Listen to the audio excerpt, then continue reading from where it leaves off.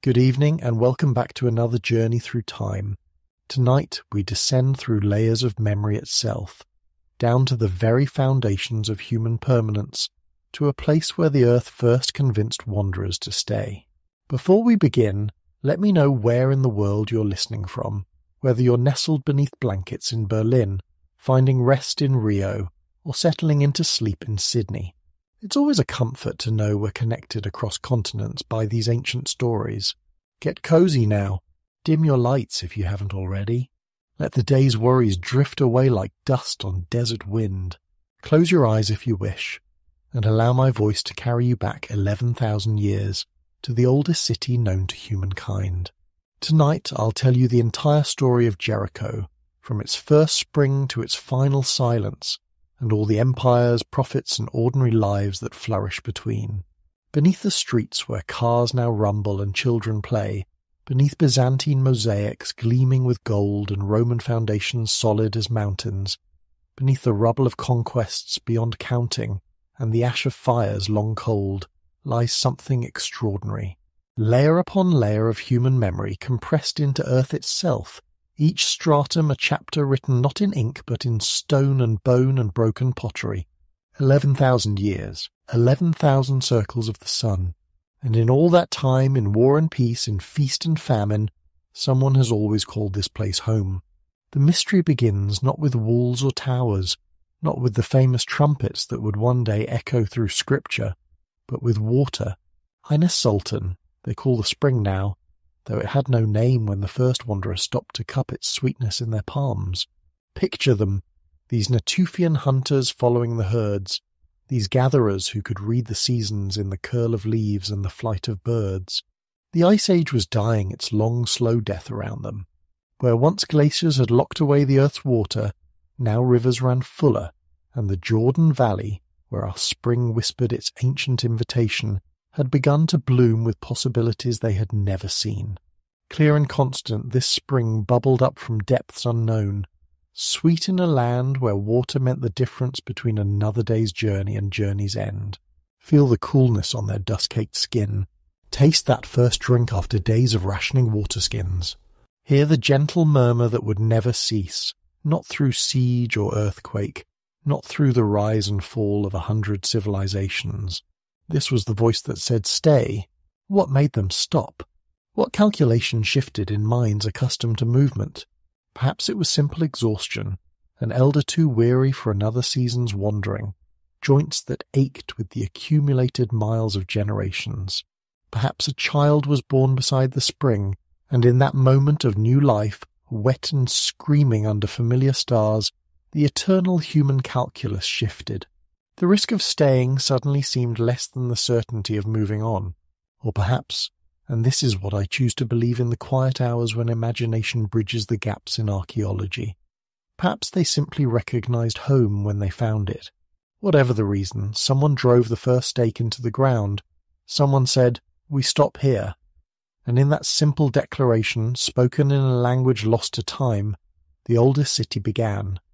Not with grand plans or divine visions, but with the most human of decisions, to trust a place with tomorrow. They built in circles first, these ancient architects of permanence. Round houses of mud and stone, each no bigger than a modern bedroom, huddled together like eggs in a nest against the vastness of the world. Run your fingers along those walls in your mind-rough stone chinked with mud, thick enough to hold out wind and rain, thick enough to say inside and outside in a way the human species had never quite said before. For what is a city but a collective agreement to create inside spaces, to carve meaning from the meaningless expanse, to say, "This is ours," and defend it? Above us now, in this moment of telling, stars wheel in their courses as they did then. Orion still hunts across the winter sky. The Pleiades still rise to mark the seasons. The same constellations that watched those first builders watch us still. Time is nothing to them. But here, in this place where the spring still flows, where each shovelful of earth might reveal a bead of lapis lazuli traded from distant mountains, or a potsherd bearing the thumbprint of someone who lived before the pyramids, would dream, time is everything.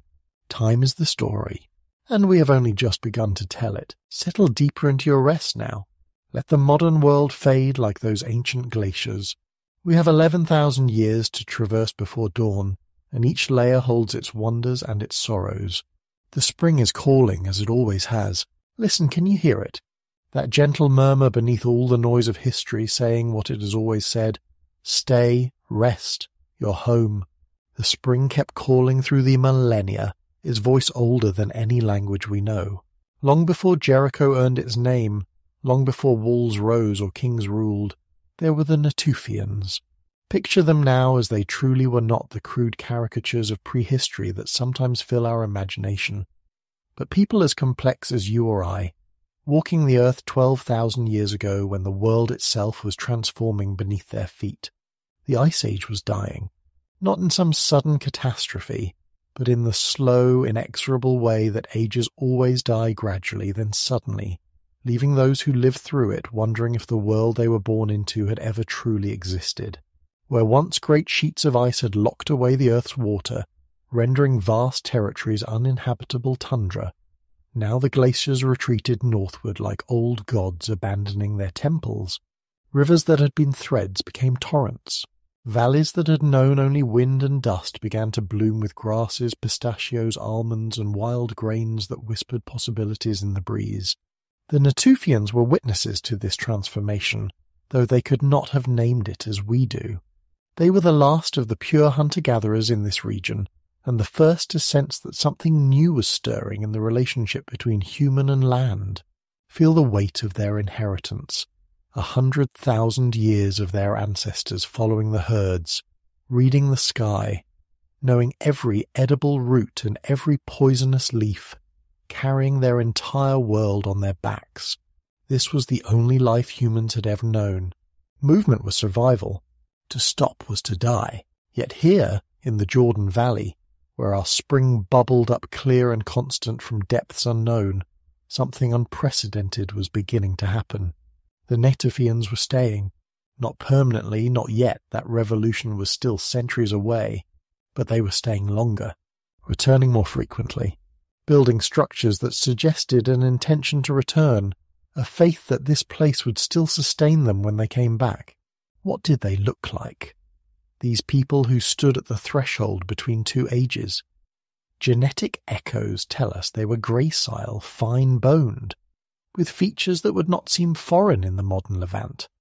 They adorned themselves with shells from the Mediterranean and Red Sea, dentalium and cowrie strung on sinew, clicking softly as they moved.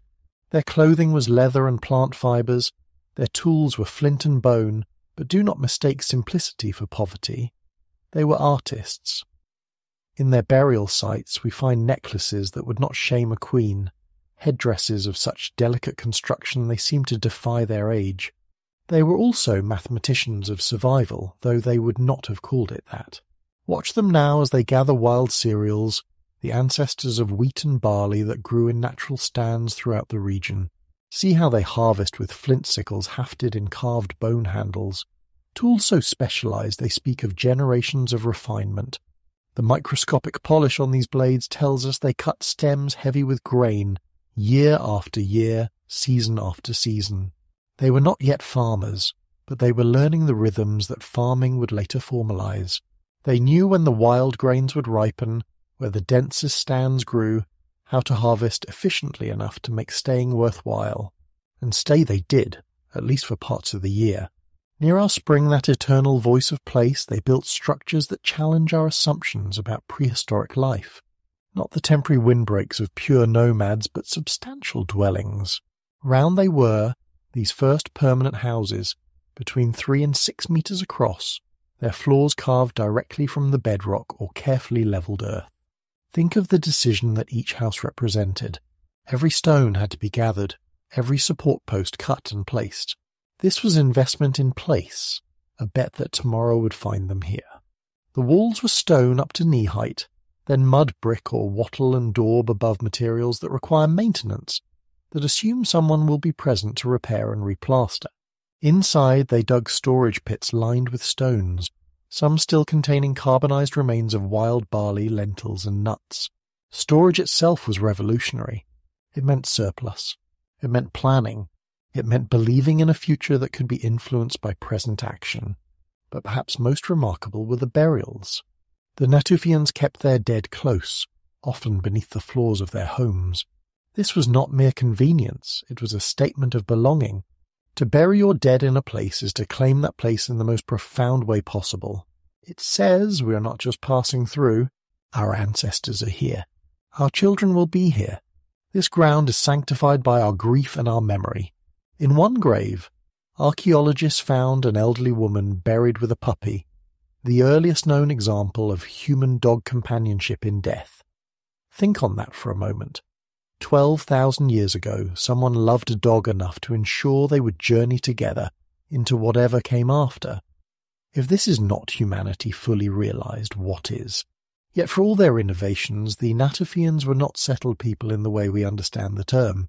They still followed the herds when necessary, still knew the migration routes of gazelle and deer, still carried the deep knowledge of the nomad. They lived between worlds, one foot in the ancient patterns of movement, the other testing the strange new possibility of staying still. They were transition incarnate, a bridge between what humanity had always been and what it was about to become. What drove them to take those first tentative steps toward permanence? The changing climate certainly played a role. The warming world offered new possibilities, new resources that made staying viable. But climate alone cannot explain the psychological shift required, the rewiring of minds shaped by millennia of movement. Perhaps it was exhaustion, as I suggested earlier. Perhaps it was love for a particular view, a particular grove of nut trees, a particular quality of light at sunset over familiar hills. Perhaps it was the spring itself, that constant voice promising that here at least water would never fail. Or perhaps, and this is what I believe in the quiet hours when the modern world feels too loud and too fast, perhaps they simply recognized something in this place that spoke to a longing they didn't know they carried. The longing for home. Not shelter, which can be found anywhere, but home, that ineffable combination of place and memory and belonging that humans have sought ever since. The Natufians could not know what they were beginning. They could not foresee that their seasonal camps would become permanent villages, that their villages would become towns, that one day a city would rise here that would outlast empires and give its name to legends. They knew only the immediate truth of their lives, that here was water, here was food, here were their dead, and here perhaps they could stay.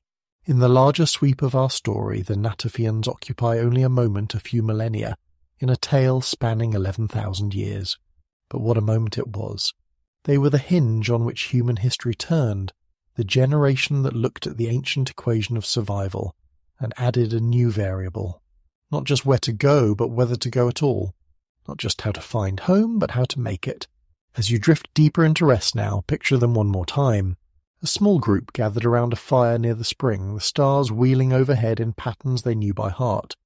They are tired from the day's work gathering, hunting, building, living. Someone is telling a story, perhaps about the hunt, perhaps about the ancestors, perhaps about why the spring never fails. Children are fighting sleep, determined to hear the ending. Dogs curl close to the fire's warmth, and all around them, invisible but growing stronger with each passing season, are the walls of the city yet to come. They could not see those future walls any more than we can see what will stand here 11,000 years hence. But they laid the foundation nonetheless, one stone at a time, one season at a time, one choice at a time. To stay, to build, to bury their dead and raise their children in the same ground. To say to the wandering world, here we stop, here we are home. The spring murmured then as it murmurs now in memory, promising nothing but water, offering nothing but continuity. But for the Natufians, as for all who would come after, that was enough. More than enough. It was everything. And from that everything, slowly, imperceptibly, like sediment settling in still water, the first layers of the oldest city began to form. Not yet Jericho, not yet anything with a name, but something new under the sun, a human place. Fixed in space, accumulating time. The die was cast, though it would take centuries to see how it would fall. The wandering phase of human existence, unbroken since the species began, had found its first real challenge. And at the centre of it all, constant as the stars but far more accessible, the spring kept calling, kept promising, kept flowing. Listen, can you hear it still? That gentle insistence beneath all the noise of history saying what it has always said to those who pause long enough to hear, stay, rest, you're home. The Natufians heard it and they answered. But what they began was only the first trembling note of a symphony that would take millennia to complete. As the last of them settled into their final sleep beside the spring, their children and their children's children were already changing, adapting, becoming something the world had never seen. The age of the wanderer was ending. The age of the builder had begun. We call it the Neolithic Revolution, though revolution suggests something sudden, violent, complete. This was none of those things. It was a transformation as slow as the wearing of stone by water, as inevitable as the turning of seasons, as profound as the shift from night to day. Between 10,000 and 8,500 BCE, in what archaeologists would later label the pre-pottery Neolithic period, humanity crossed a threshold from which there would be no return. The climate had stabilized into something kinder than the world had known for 100,000 years. The Younger Dryas, that last gasp of Ice Age cold, had finally released its grip. Rivers ran predictably. Rains came in their season. Wild grains grew thick in the valleys, and the animals that fed on them grew fat and numerous. It was as if the earth itself had decided to offer humanity a new bargain. Stay, work, build, and I will feed you. But perhaps most remarkable of all was what these early Jericans chose to build first. Not granaries, though they would need them. Not fortifications, though enemies would surely come. No, they built something that defies our modern categories, something that whispers of needs deeper than bread or safety. They built a tower. Picture it now, rising from the ancient soil like a declaration of intent. 28 feet across at its base, 28 feet tall, modest by our standards, but in its time it was the tallest structure human hands had ever raised. Built not of mud brick, which had not yet been invented, but of solid stone, each piece selected, shaped, and fitted without mortar. Inside, a staircase of 22 steps wound upward into darkness, leading to what? That is the mystery that haunts us still. The tower stands at the heart of Jericho like a question mark written in stone. Why did a community of perhaps a few hundred souls, still learning the rhythms of settled life, dedicate such enormous effort to this construction? Conservative estimates suggest it took 100 people working 100 days to complete. That's 10,000 person days of labour hands that could have been gathering food, building homes, crafting tools. Yet they chose this. Defence, some scholars argued, a watchtower to warn of approaching enemies. But the tower faces inward toward the settlement, not outward toward the approaches. Its narrow staircase would make it a death trap for defenders, and more puzzling still, there were no city walls in this period. Why build a defensive tower with nothing to defend? Others suggested storage perhaps for grain, perhaps for water, but no storage vessels have been found within, no residue of ancient stores. The tower seems to have been kept deliberately, almost reverently empty. Like a temple without an altar, a monument to absence itself. The most intriguing theory connects the tower to the cosmos above rather than the threats below. On summer solstice, shadows fall in particular patterns around its base. Perhaps it served as a kind of calendar in stone, marking the seasons for a people just learning to live by agricultural time. Or perhaps, and here we enter the realm of the truly speculative, it was something more. An axis mundi, a cosmic centre, a ladder between earth and sky like the one Jacob would dream of millennia later in these same lands. But maybe we ask the wrong questions when we demand practical purposes. Maybe the tower's true function was simply to stand as proof that humans could create something larger than themselves, something that would outlast the builder's hand. In a world where everything had always moved, where home was wherever you made camp for the night, the tower said something revolutionary. We are here to stay. We matter. We can shape the world rather than merely survive in it. Around this enigmatic monument, daily life took on patterns that would have seemed alien to the Natufians, impossible to the wanderers of the deep past. The people of Neolithic Jericho were inventing civilization one day at a time, though they had no word for what they were creating. Their tools tell the story of transformation. The old implements of the hunt spear points, arrowheads, scrapers for hide gradually gave way to the instruments of settled life. Sickle blades appear in abundance, their edges polished to a telling sheen from harvesting grain. But these were not yet farmers in the full sense. They were harvesters of wild stands, managers rather than masters of the land. They encouraged the growth of wheat and barley, cleared competing plants, perhaps even scattered seeds in promising spots.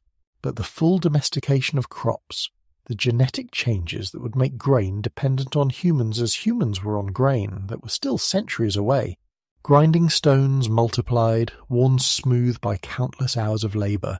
For this too was revolution, the transformation of hard seeds into flour, of flour into bread. The human jaw, evolved for tearing meat and crushing nuts, was learning new ways to eat. Porridge and flatbread, soups and gruels foods that could feed the toothless infant and the aged grandmother alike. The community was no longer limited to those who could chew and digest what nature provided raw.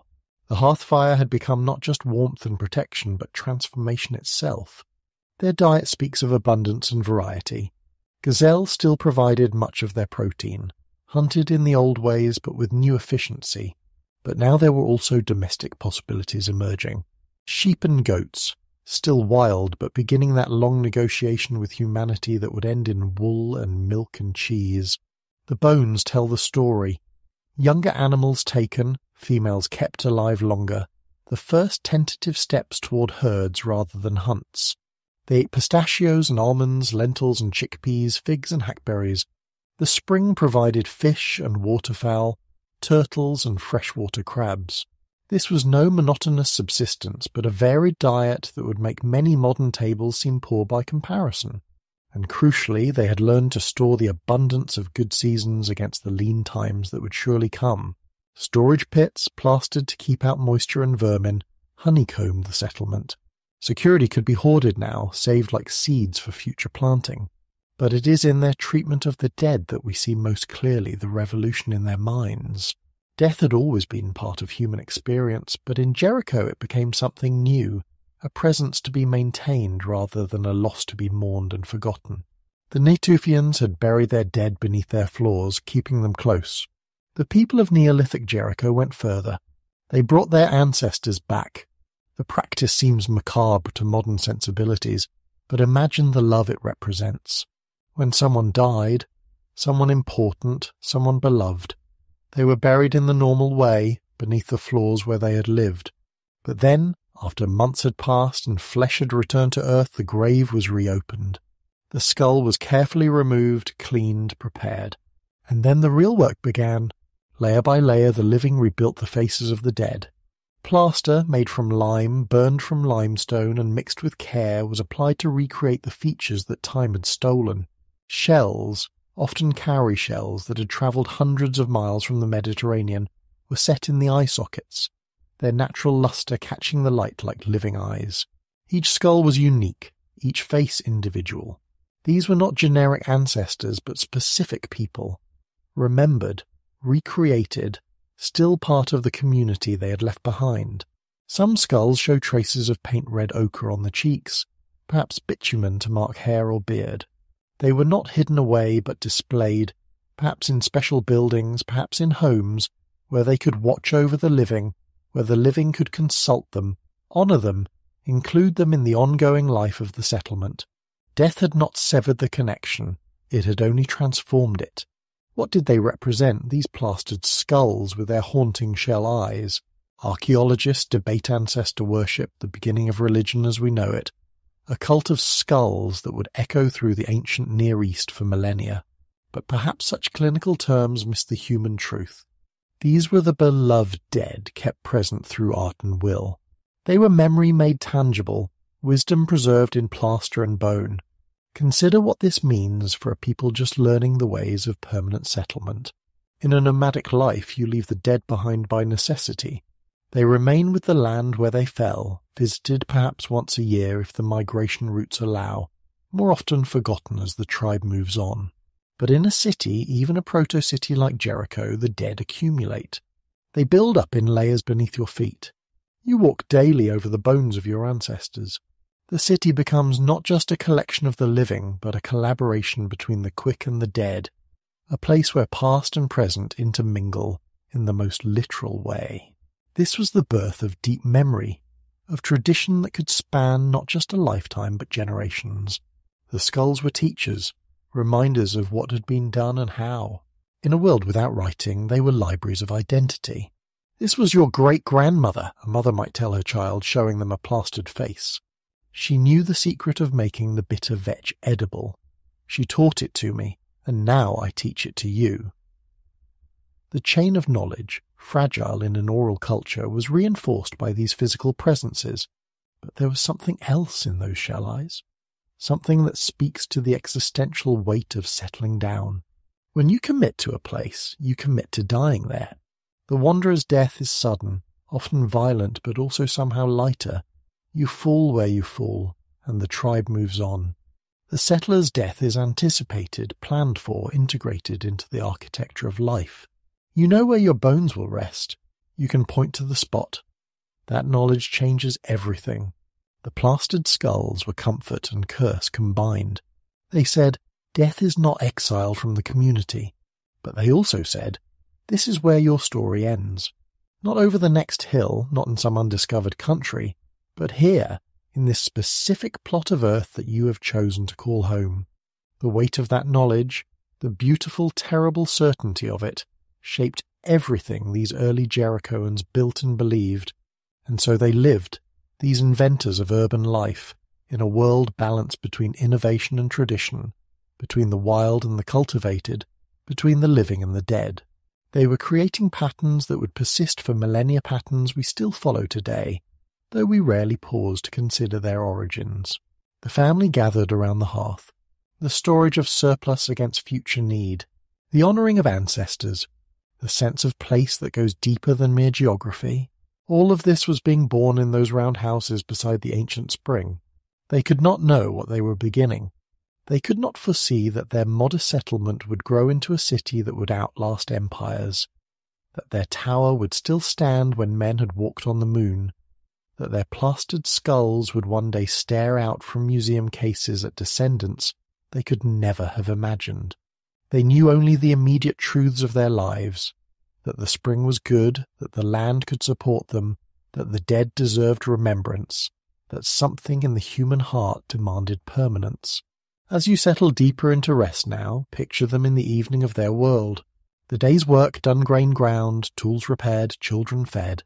The sun setting over the same hills that frame Jericho today. Families gathering in their round houses, the floors smooth from generations of bare feet. The walls that their great-grandparents had built still strong around them. Perhaps someone is applying fresh plaster to an ancestor's skull, recreating a smile remembered from childhood. Perhaps children are playing in the tower's shadow, climbing those worn stone steps to look out over their world, a world that must have seemed eternal and complete. They could not know that they stood at the hinge of history, that their choice to stay, to build, to remember, would echo through every city ever raised, every wall ever mortared, every child ever born into a fixed address. They were simply living day by day, season by season, creating the future without meaning to, building tomorrow on the foundation of yesterday. The stars wheeled overhead then as they do now, but these people had learned to mark their passage, to say, this star returns to this position when the barley is ready for harvest. They had learned to see time not as an endless river, but as a wheel that turns and returns, bringing seed time and harvest, birth and death, in cycles as reliable as the spring that never failed. And in that recognition, that deep perception of pattern and return, lay the seeds of all science, all agriculture, all the complex negotiations between human will and natural law that we call civilization. But that night, in those round houses, it was simply the way the world worked. The spring flowed, the tower stood. The dead watched with shell eyes, and tomorrow would come, bringing its own labours and rewards, because this was home, and home was forever. The stars wheeled overhead then as they do now, but these people had learned to mark their passage, to say, "This star returns to this position when the barley is ready for harvest." They had learned to see time not as an endless river, but as a wheel that turns and returns, bringing seed time and harvest, birth and death, in cycles as reliable as the spring that never failed.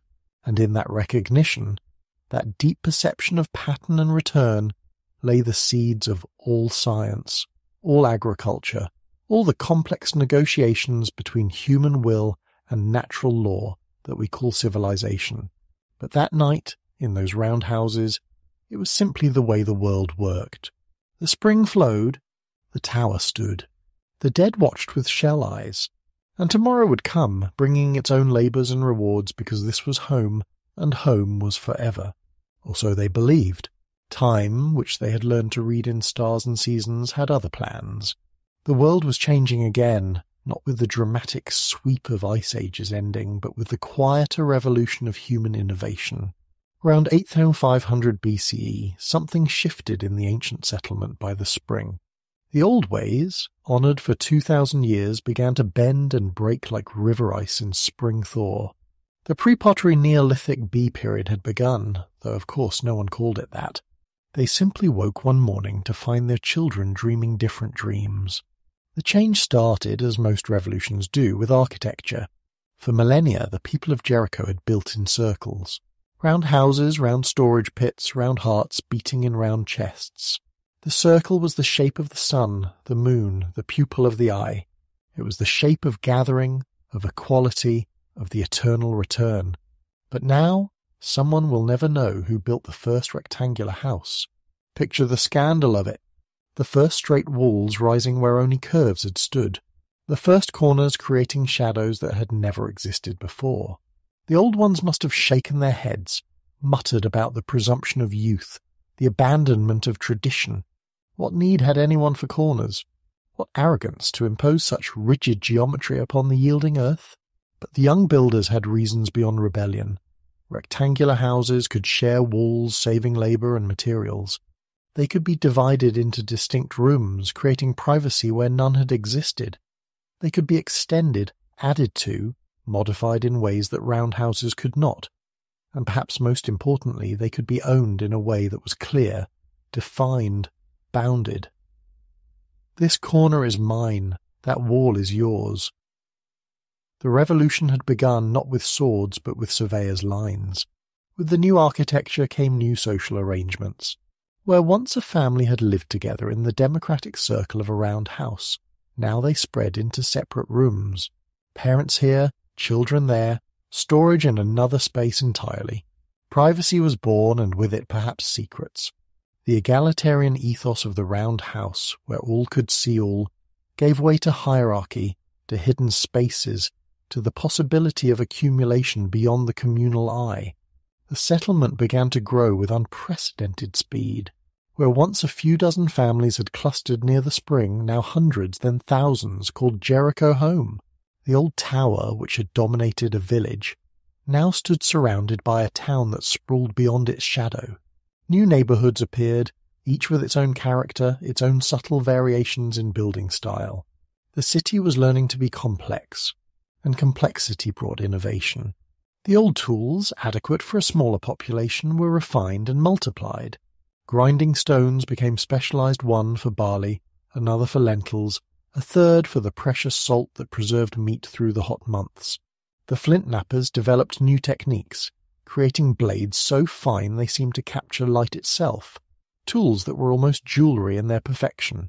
Someone discovered that heating limestone in fire, then crushing and mixing it with water, created a plaster far superior to mud. Floors became smooth as water, walls white as bone.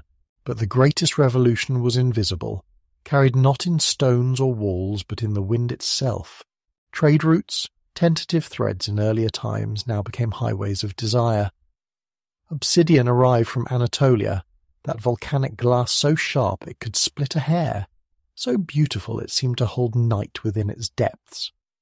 The traders who brought it told tales of mountains that bled fire, of cities being born in distant valleys, of gods with unfamiliar names. From the Red Sea came shells, not just the cowries that had always decorated the people of Jericho, but exotic specimens that had travelled from the Indian Ocean, passing through so many hands that their origin was lost in myth. Each shell carried stories, prices, promises. They became currency as much as decoration, a way to store wealth that wouldn't rot or rust. With trade came comparison, and with comparison came change. The traders spoke of towns where they built with different materials, where they buried their dead in other ways, where the gods demanded different sacrifices. Some towns, they said, had walls, not the symbolic boundaries of earlier times, but massive fortifications that spoke of enemies and fear. The people of Jericho listened and wondered. Their tower had been built for mystery, not defence. But the world beyond their valley was proving larger and less friendly than their ancestors had imagined. The population pressure brought other changes. The wild stands of grain that had sustained the Nativians and early Neolithic peoples were no longer sufficient. Gradually, almost imperceptibly, the relationship between human and plant began to shift. The largest grains were saved for planting. The most productive plants were protected, watered in dry seasons, cleared of competing growth. Agriculture was being born not in a moment of revelation, but in 1,000 small decisions, each seeming reasonable, each binding the people more tightly to their fields. With agriculture came property in a way it had never existed before. A wild stand of grain belonged to whoever harvested it first. But a planted field? That belonged to the planter, the waterer, the one who had mixed their sweat with the soil. Boundaries appeared where none had been. Not just the walls of houses, but the invisible lines between fields, marked by stones, by custom, by increasingly complex laws that no one wrote down but everyone knew. The social fabric stretched and tore and rewove itself in new patterns. Where once leadership had been fluid, based on wisdom or skill or the needs of the moment, now it began to calcify. Certain families controlled the best land near the spring. Others specialized in trade, building networks that reached across the known world. Still others became craftsmen, their skills too valuable to waste on farming. Classes emerged, subtle at first, but growing more distinct with each generation. And yet, for all this growth and glory, something else was happening. Something the builders and traders and farmers didn't want to see. The spring, that eternal voice which had called their ancestors to settle, was beginning to whisper warnings. Not failing, not yet, but the water table was dropping. The population had grown beyond what the local environment could easily support. Fields were being pushed onto marginal land. The soil, worked too hard, was beginning to fail in places. The city had learned to grow. Now it would learn a harder lesson. It started with bad years' harvests that disappointed, rains that came too late or not at all. The storage pits, those symbols of security, emptied faster than they filled. Trade, which had brought such wealth, became a lifeline as grain was imported from luckier regions. But imported grain cost more than shells and obsidian. It cost independence. Then came worse years. The archaeological record shows it clearly. A thinning of the population, houses abandoned, whole neighbourhoods left to sand and wind. Where did they go, these children of the great expansion? Some to other towns, carrying their rectangular houses and plastered floors to New Springs. Some back to the old ways, becoming nomads again, their brief experiment with permanence ended. Some perhaps simply disappeared into the unforgiving arithmetic of famine. By 6000 BCE, Jericho was a shadow of itself. The great expansion had become the great contraction. The tower still stood, but many of the houses around it were empty, their plastered walls cracking in the sun. The population had dropped to a fraction of its peak. Those who remained were tough, adaptable, perhaps wiser. They had learned what their ancestors could not have imagined, that cities could die. And yet the spring still flowed. Reduced but reliable, it continued its ancient monologue. And around it the survivors rebuilt, smaller, humbler, but still determined. They had tasted urbanism and found it both sweet and bitter. They had learned that growth was not always good, that innovation carried prices not always visible at first, that the rhythm of urban life included not just rise but fall. This was the first time Jericho would shrink and nearly fail. It would not be the last. The city would rise again, would grow walls and palaces, would shelter prophets and kings. It would be destroyed and rebuilt, conquered and liberated, abandoned and resettled. But always, through all the cycles of urban death and rebirth, the spring would flow and someone would hear its call. As you settle deeper into rest, picture this rhythm: expansion and contraction, growth and decline, the breathing of cities across time. Jericho was learning what every great city must learn, that permanence is an illusion, that survival requires not just strength but flexibility, that sometimes stepping back is the only way to move forward. The rectangular houses still stood, but they no longer seemed like such a radical departure. They were simply houses now, sheltering smaller families with smaller dreams. The trade routes remained open, but the caravans were fewer, the exotic goods rarer. The plastered skulls still watched from their sacred places, but there were fewer new ones to join them. The city had aged, had learned the weight of years, and in that learning lay wisdom. The people of the great expansion had believed they were building forever. Their descendants knew better. They knew that cities, like humans, had lifespans. They knew that the earth could give and could take away. They knew that the price of urbanism was vigilance, adaptation, and sometimes acceptance of decline.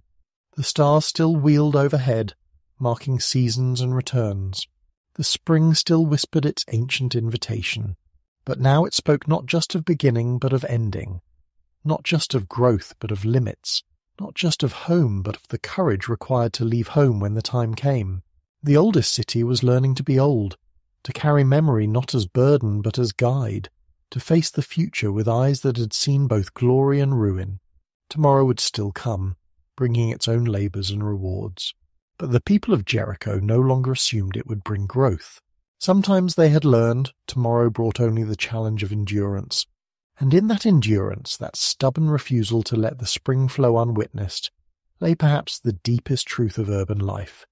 That cities survive not through strength alone, but through the willingness of each generation to begin again. The great expansion was over. The age of cycles had begun. And in those cycles, in the rhythm of rise and fall that would define Jericho for millennia to come, lay perhaps the deepest wisdom the city would ever teach. That permanence is illusion, but persistence is divine. 1,000 years passed. The spring still flowed, faithful as starlight, but the city around it had learned to breathe, expanding with prosperity, contracting with hardship, but never quite dying. The descendants of those who had survived the great contraction carried memory in their bones. They built smaller, thought longer, and watched the horizon with eyes that knew both promise and threat. Then, as the third millennium before the Common Era dawned, something shifted in the wider world. Bronze had come to the ancient Near East, not the soft copper that bent beneath a strong hand, but true bronze, that marriage of copper and tin that rang like a bell when struck and held an edge sharp enough to shave shadow from light. With bronze came new possibilities, new dangers, and inevitably new ambitions. The people of Jericho, wise in the ways of survival, saw the change coming like a dust storm on the horizon. Caravans arrived bearing not just shells and obsidian, but stories of cities to the north and south that bristled with weapons, stories of raids that came swift as thought, of settlements reduced to ash and memory. The old nakedness of the city, that trusting openness to the world, could no longer be sustained, and so they built the walls. If you could stand today where those Bronze Age builders stood, if you could see what they accomplished with nothing but human muscle, wooden levers, and an architect's dream, you would understand why these fortifications became legend. The walls rose 30 feet into the desert air, their base 20 feet thick, not mere barriers, but monuments to human determination. Each stone had been selected, shaped, and placed with purpose. The mortar between them was mixed with something more than water and clay. It was mixed with the sweat of a people who had decided that this time, this age, they would not simply endure. They would defend. But these were not the crude pile of rocks that lesser settlements threw up against raiders. The walls of Bronze Age Jericho were engineering marvels that spoke of mathematical understanding, of angles calculated to deflect battering rams, of foundations sunk deep enough to resist undermining. A glacis smooth sloping ramparts surrounded the base, denying attackers purchase for ladders or towers. Defenders could rain death from above while remaining almost untouchable. Yet walk inside those walls, and you would find something unexpected. Not a military camp, not a fortress mentality, but a city learning to be cosmopolitan. For Jericho had become a crucial node in a web of trade routes that stretched from Anatolia to Egypt, from Mesopotamia to the Mediterranean. The same walls that kept enemies out also declared to merchants, "Here is safety, here is law, here your goods and your person will be protected." The Bronze Age had brought more than metal. It had brought the first true international age, where a potter in Jericho might use techniques learned from Syria, fire clay imported from the Jordan Valley, and create vessels that would travel to Egypt filled with the precious balsam that grew nowhere else but in Jericho's oasis. The city's workshops hummed with activity. Metal workers hammered bronze into spearheads and jewellery with equal skill. Weavers created textiles dyed with murex purple from the coast, madder root from the hills. Listen to the sounds of that ancient marketplace. The ring of hammer on anvil, the creak of wooden wheels bearing copper ingots from Cyprus, the babble of a dozen languages as traders haggled over prices. Hebrew and Egyptian, Akkadian and Hurrian, the tongues of the Canaanite city-states all mingling in the shadow of the great tower that still stood, ancient even then, a reminder of ages past. For Jericho was now truly Canaanite, part of that constellation of city-states that dotted the Levant like jewels on a trader's cloth.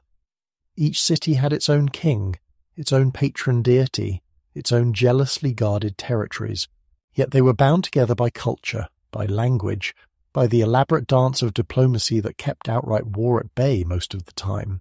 Letters would later be found in Egyptian archives, written in Akkadian cuneiform on clay tablets, showing how these petty kings played their great game.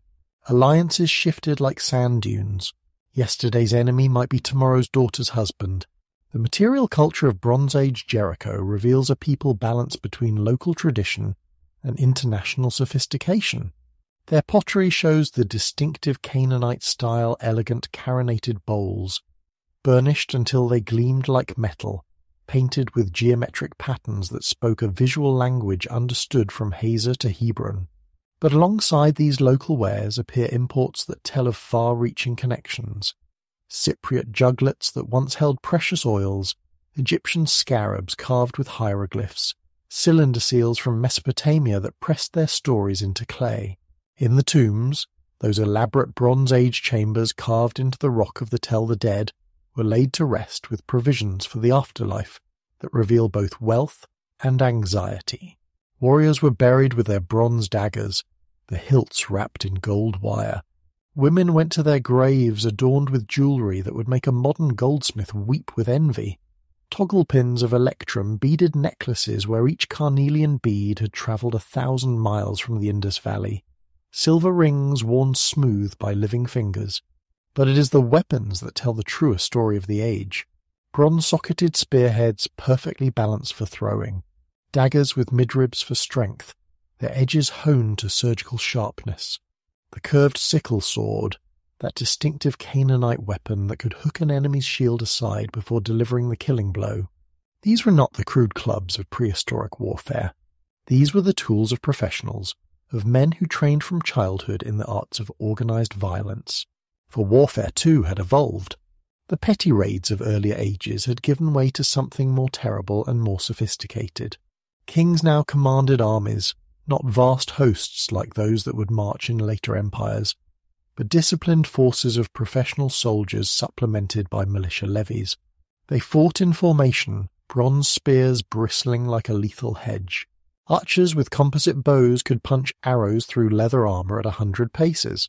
And for the first time in this region, there were chariots, those terrifying battle platforms that would dominate warfare for the next 1,000 years. Yet for all this martial display, for all the bronze and blood, life inside Jericho's walls carried on with rhythms older than warfare. Families still gathered in courtyards where grandmothers ground grain as their grandmothers had done. Children still played with clay dolls and miniature animals, their laughter rising above the sound of merchants and soldiers. The spring still flowed, and around it gardens grew, date palms and pomegranates, vines heavy with grapes, the precious balsam trees that made Jericho's fortune. As evening falls in our imagination upon Bronze Age Jericho, picture the scene atop those mighty walls. Sentries pace their rounds, bronze spear points catching the last light. Below them, the city settles into dusk-cooking fires sending up threads of smoke. The sound of prayers in the temples where Canaanite gods received their offerings, the murmur of storytellers beginning tales that would outlast the walls themselves. And there, at the heart of it all, stands a paradox that every walled city must face. The walls that protect also isolate. The fortifications that ensure survival also declare that the world outside is enemy. In building their great defensive works, the people of Jericho had made a statement written in stone: we are separate, we are special, we are worth defending. But in that very act of self-preservation lay the seeds of the attention that would eventually bring those walls tumbling down. For walls, no matter how thick, no matter how high, are also advertisements. They announce to every passing army, every ambitious king, every desperate raider, here is something worth taking. The Bronze Age had brought Jericho unprecedented prosperity, had wrapped it in stone and bronze and the protection of earthly power. But it had also painted a target on the city that every future conqueror would see. The irony was not lost on the wise among them. In the temple archives, where priests who could read and write kept the old stories, there were tales of the city before the walls, when it had survived not through strength but through insignificance. Some nights, when the desert wind howled outside those mighty fortifications, perhaps they wondered if their ancestors had been wiser, those simple builders of round houses who had possessed nothing worth stealing and therefore had nothing to fear. But such thoughts were whispers in the night. By day the city thrived, the walls stood strong, and the bronze weapons gleamed in the arsenals. Jericho had chosen its path. It would be a city of walls, a prize worth taking, a name worth remembering. The age of cycles had not ended, it had simply grown grander in scale. Where once the city had expanded and contracted like a breathing thing, now it would rise to heights of power and plunge to depths of destruction that those first settlers by the spring could never have imagined. But prophecy once spoken is not so easily undone. Perseus journeyed to Argos, where King Acreus, still haunted by the words of the oracle, fled rather than face the boy he had once condemned to death. Yet fate does not forget. The age of cycles had not ended, it had simply grown grander in scale. Where once the city had expanded and contracted like a breathing thing, now it would rise to heights of power and plunge to depths of destruction that those first settlers by the spring could never have imagined. And read it did.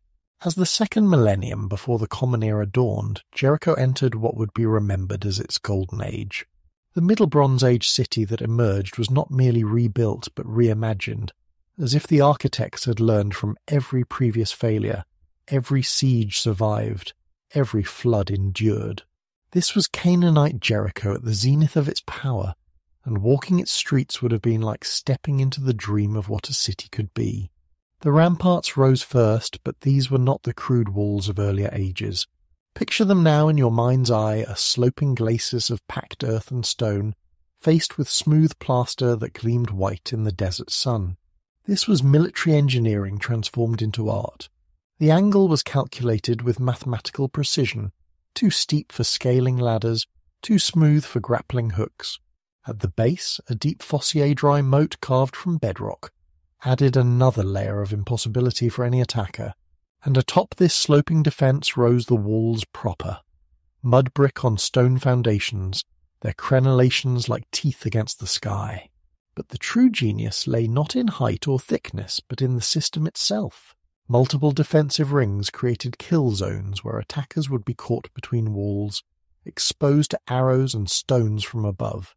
Gates were not simple openings, but elaborate chambers with multiple doors, turning mechanisms that could trap an enemy force between bronze-bound barriers, while defenders rained death from murder holes above.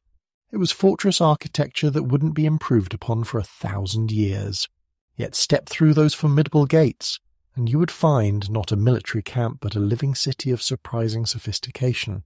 The urban planning of Middle Bronze Age Jericho reveals minds that thought not just in terms of defence but of daily life, of commerce and comfort, of the thousand small negotiations that make urban existence possible.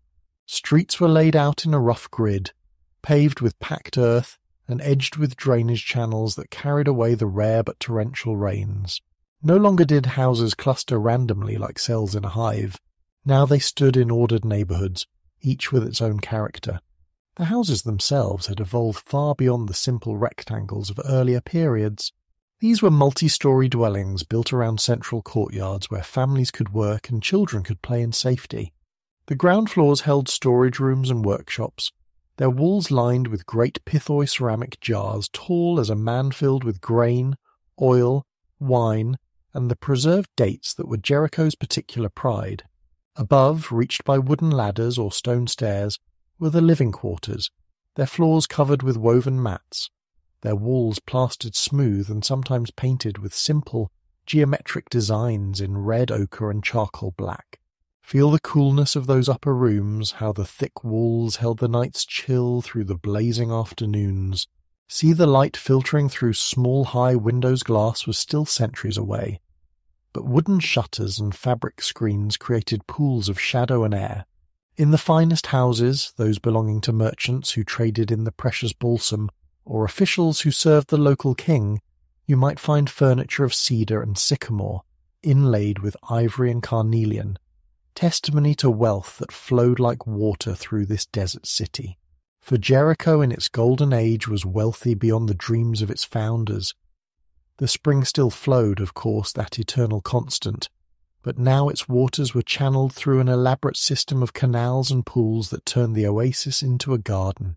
Date palms rose in ordered groves, their fronds whispering secrets to the wind. Beneath them grew pomegranates and figs, melons and cucumbers, a green abundance that must have seemed miraculous to travellers arriving from the desert.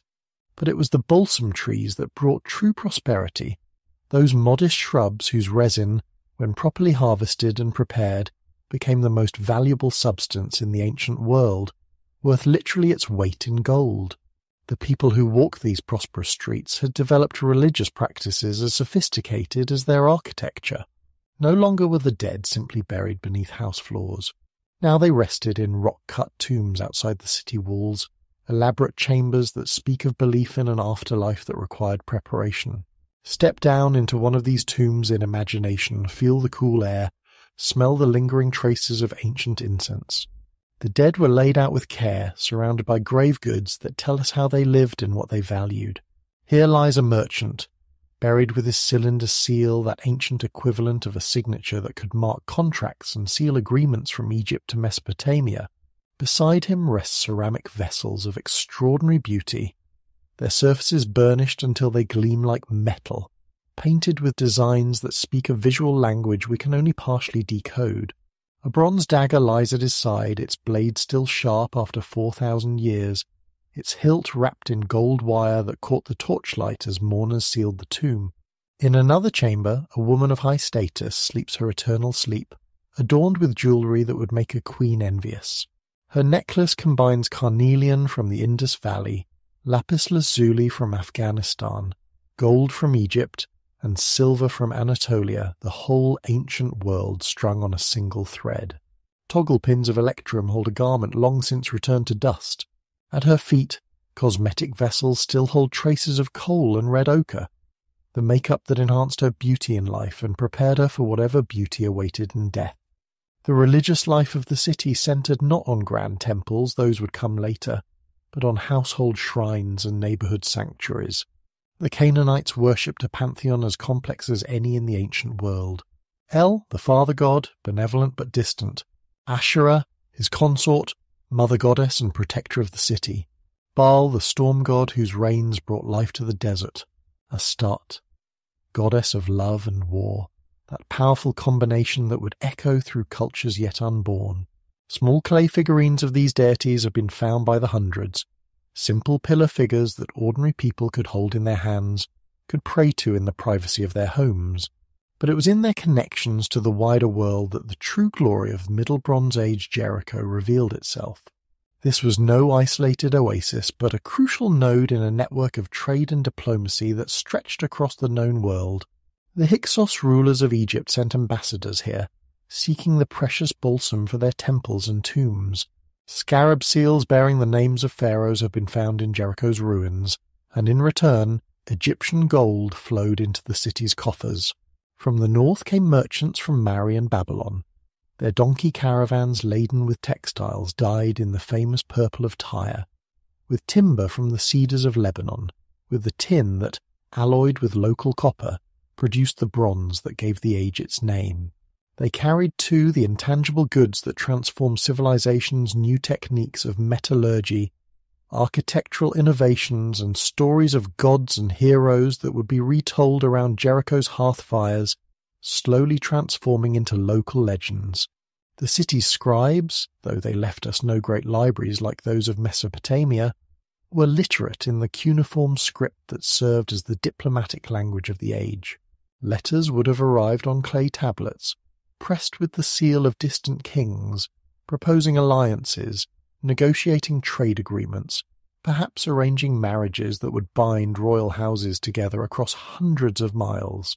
Though these tablets have not survived Jericho's humid climate as they have in drier regions, their existence is implied by the sophisticated administrative system that managed the city's wealth.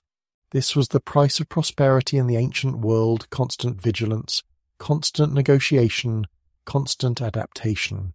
Jericho's rulers had to balance the demands of Egyptian overlords with the pride of local traditions. They had to maintain the walls that protected their wealth while keeping the gates open enough for that wealth to flow. They had to honor the old gods while accommodating the deities of trading partners and political allies. It was an exhausting, exhilarating dance that required skills far beyond those of warfare, and for a time, nearly 5 centuries, they succeeded brilliantly. The city grew rich beyond the dreams of those who had first built beside the spring.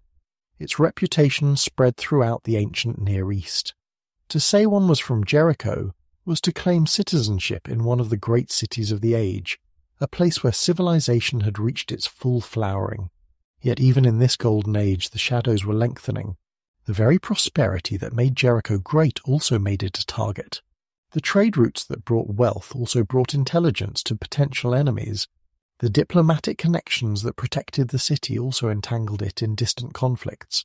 And beneath it all, like a bass note too low to hear but felt in the bones, the ancient rhythm of rise and fall continued its patient beat. For what is the price of prosperity? It is the knowledge that what rises must fall, that what gathers must disperse, that the same forces that build a golden age also plant the seeds of its destruction. The people of Middle Bronze Age Jericho could not have known that their glory days were numbered, that forces were already in motion that would bring their shining city to ruin. They lived as we all must live in the moment, building for a future they hoped would last forever, even as time prepared its inevitable surprises.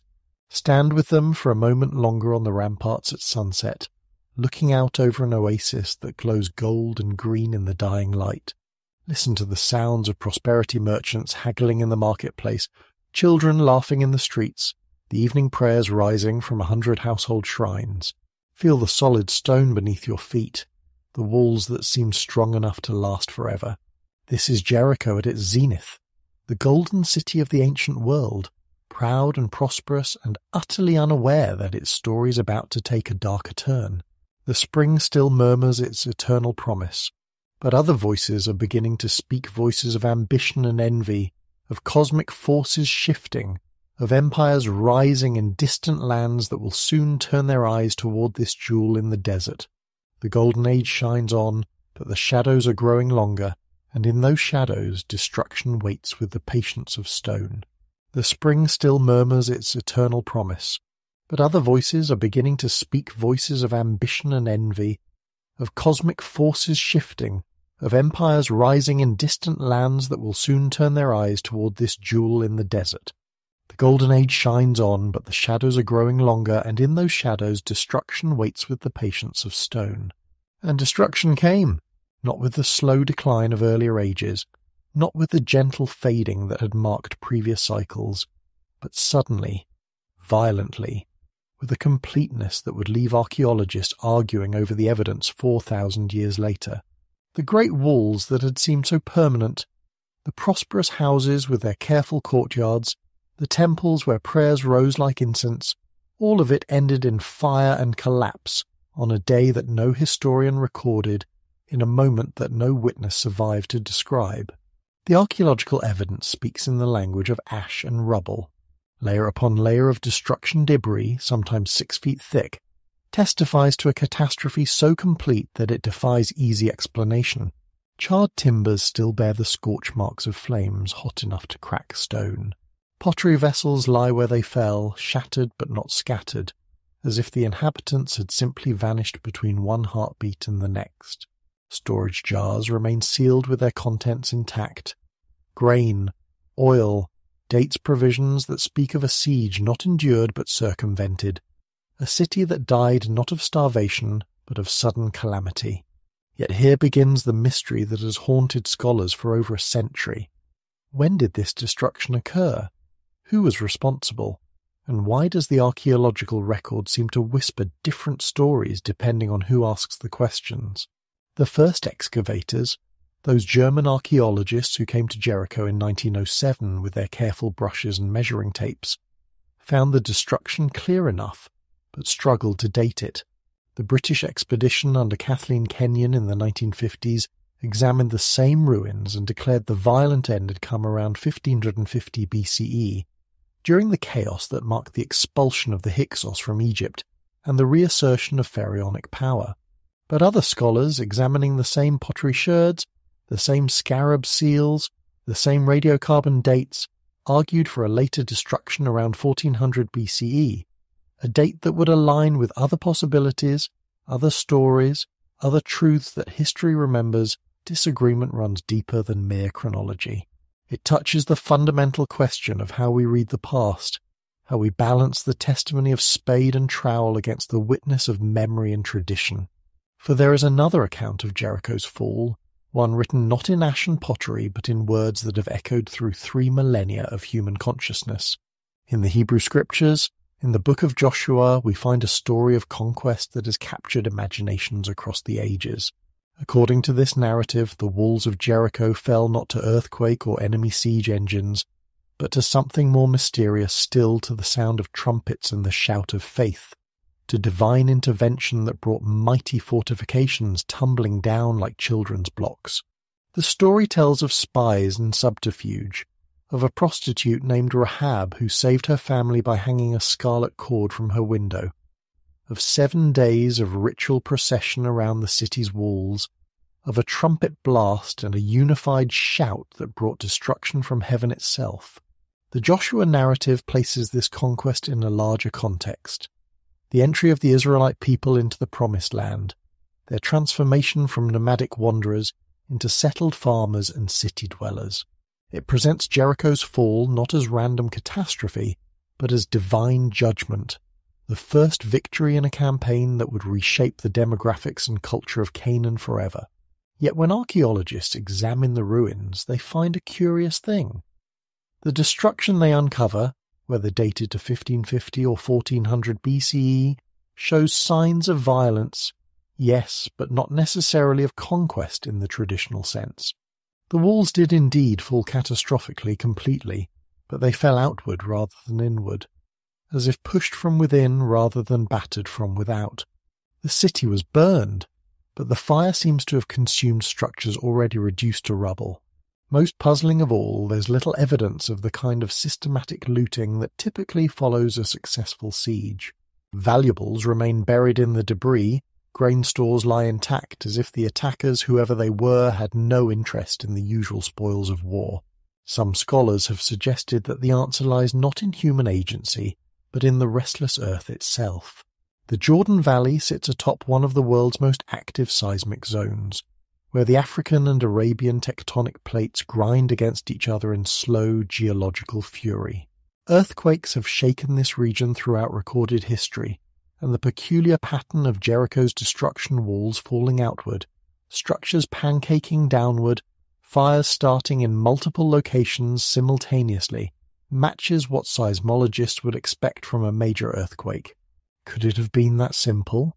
A massive earthquake, powerful enough to topple the mighty walls, followed by fires started by overturned oil lamps and scattered coals. The geological evidence suggests such catastrophes were not uncommon in the Bronze Age, part of the same tectonic activity that created the Great Rift Valley and continues to shape this landscape today. An earthquake would explain the sudden nature of the destruction, the lack of traditional siege evidence, the preservation of food stores that invaders would surely have taken. But earthquakes, however devastating, do not explain abandonment. Natural disasters destroy cities, but they do not necessarily empty them. Throughout history, communities have rebuilt after earthquakes, fires, floods. The human attachment to place runs deeper than temporary catastrophe. Yet Bronze Age Jericho, after its violent end, lay empty for centuries. The spring still flowed, the oasis still bloomed, the trade routes still passed nearby. Why did no one return to claim this prize? Perhaps the answer lies in the nature of Bronze Age civilization itself, that delicate web of trade and diplomacy that had made Jericho great. The city's prosperity had depended not just on its natural advantages, but on its position in a network of relationships that stretched across the ancient Near East. When that network collapsed as it did in the chaotic centuries that marked the end of the Bronze Age, isolated cities, however well positioned, could not survive alone. Picture the last days of Bronze Age Jericho. The trade caravans have stopped coming. The diplomatic correspondence has ceased. Egypt is in turmoil. The Hittite Empire is crumbling. The Mycenaean palaces of Greece are burning. The interconnected world that made urban civilization possible is fragmenting into isolated regions where local strongmen rule from hilltop fortresses. In such a world, a trading city like Jericho becomes not an asset but a liability. Too large to defend, too sophisticated to sustain, without the complex support systems that made it possible. Whether the end came by earthquake, invasion, or internal collapse, or perhaps some combination of all three, the result was the same. The Golden Age was over. The walls lay in ruins, the houses stood empty, and the wind began the slow work of covering 20 centuries of human achievement with desert sand. And yet even in destruction there is mystery. For the ruins of Jericho did not simply disappear into archaeological obscurity, they became something else, something perhaps more powerful than the living city had ever been. They became legend. They became the setting for stories that would outlive bronze and stone, stories that would be told and retold until they became part of the fundamental narrative of Western civilization. In the centuries after the destruction, when new peoples moved through the Jordan Valley and asked what had happened to the ancient city by the spring, the survivors, if any, remained, and the newcomers would have created explanations. Stories would have grown in the telling, each generation adding details, transforming historical memory into something larger than history. The earthquake becomes divine intervention. The random catastrophe becomes purposeful judgment. The fall of one Bronze Age city becomes the paradigm for the triumph of faith over seemingly impossible odds. This is how myth is born, not from pure invention, but from the human need to find meaning in the inexplicable, to transform raw experience into teachable story. The archaeological truth and the mythological truth need not be enemies.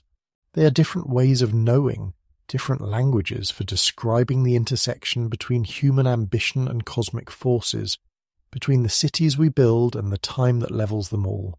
As you settle deeper into rest now, consider this mystery that Bronze Age Jericho has bequeathed to us. Not just the puzzle of what exactly happened on that day of destruction 4 millennia ago, but the larger puzzle of how we remember, how we transform the chaos of lived experience into the meaning that stories provide.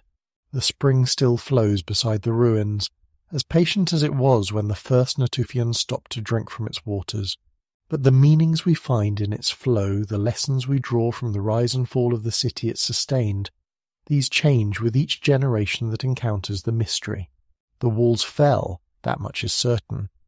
Bronze Age Jericho died suddenly and completely, but from its death was born something that its builders could never have anticipated, a story that would travel farther than their trade goods, last longer than their bronze weapons, speak to more people than their prosperity had ever reached. In destruction, the city found a kind of immortality that all its wealth and walls could never have provided. The ancient tell sleeps now under starlight, its layers of ash and pottery waiting for future archaeologists to interpret with tools and theories we cannot yet imagine. But already in the silence between sleeping and waking, between history and legend, between the truth that was and the truth that is told, we can hear the echo of trumpets, the sound of walls falling, the whisper of stories that will outlast all the cities yet to be built. The mystery endures, as mysteries should. And in that endurance lies perhaps the deepest truth of all, that some questions matter more than their answers, that some stories gain power not from certainty, but from the inexhaustible human need to wonder, to seek, to find meaning in the ruins time leaves behind. The mystery endures, as mysteries should, and in that endurance lies perhaps the deepest truth of all, that some questions matter more than their answers, that some stories gain power not from certainty, but from the inexhaustible human need to wonder, to seek, to find meaning in the ruins time leaves behind. But there is one story, one way of remembering Jericho's fall, that has echoed through 3 millennia of human consciousness, with such power that it has become inseparable from the city's very identity. It is a story written not in ash and pottery sherds, but in words that have been copied and recopied, translated and retranslated, sung and whispered and proclaimed from countless pulpits and around countless fires. It is the story told in the book of Joshua, and whether you approach it as literal history, as spiritual truth, or as the most persistent legend ever attached to an archaeological site, you cannot understand Jericho without understanding how this narrative has shaped the way the world remembers the city by the spring. The story begins not with walls falling, but with hope rising. Picture them, the children of Israel, encamped in the plains of Moab, east of the Jordan River, east of Jericho. Behind them lie 40 years of wilderness wandering, 40 years of divine provision and human complaint, 40 years of learning to be a people rather than a collection of escaped slaves. Moses, their great lawgiver, is dead, buried in a tomb that no one knows. Joshua, whose very name means salvation, has taken the mantle of leadership, carrying the weight of a promise made to Abraham centuries before, that his descendants would inherit this land, that they would become a great nation, that through them all the families of earth would be blessed. Across the river, Jericho waits, not the ruined Bronze Age city we've been following, but a living, breathing fortress, its walls intact, its people alert to the threat gathering across the Jordan.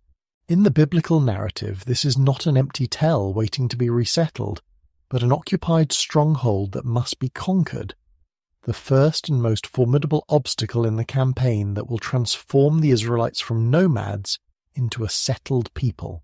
But Joshua, for all his military experience, knows that conventional siege warfare will not serve here.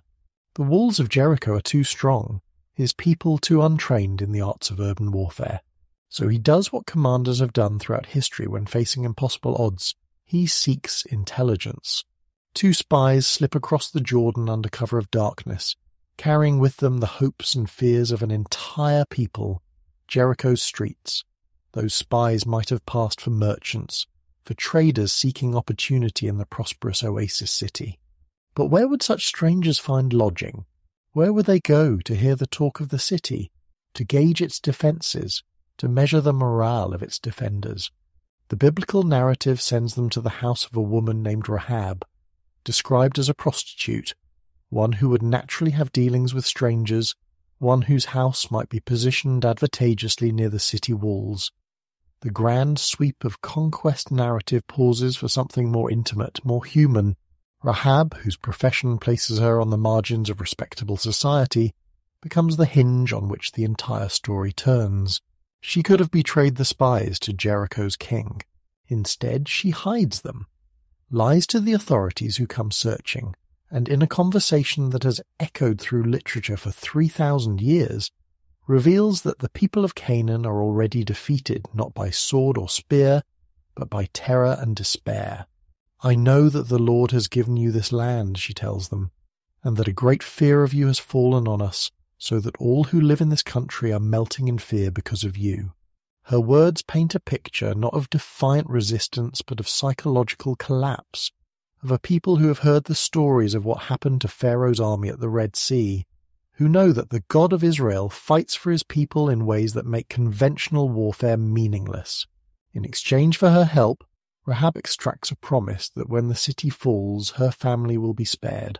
The spies agree, instructing her to hang a scarlet cord from her window as a sign, to gather her family into her house when the assault begins. It's a detail that later interpreters would find rich with symbolism.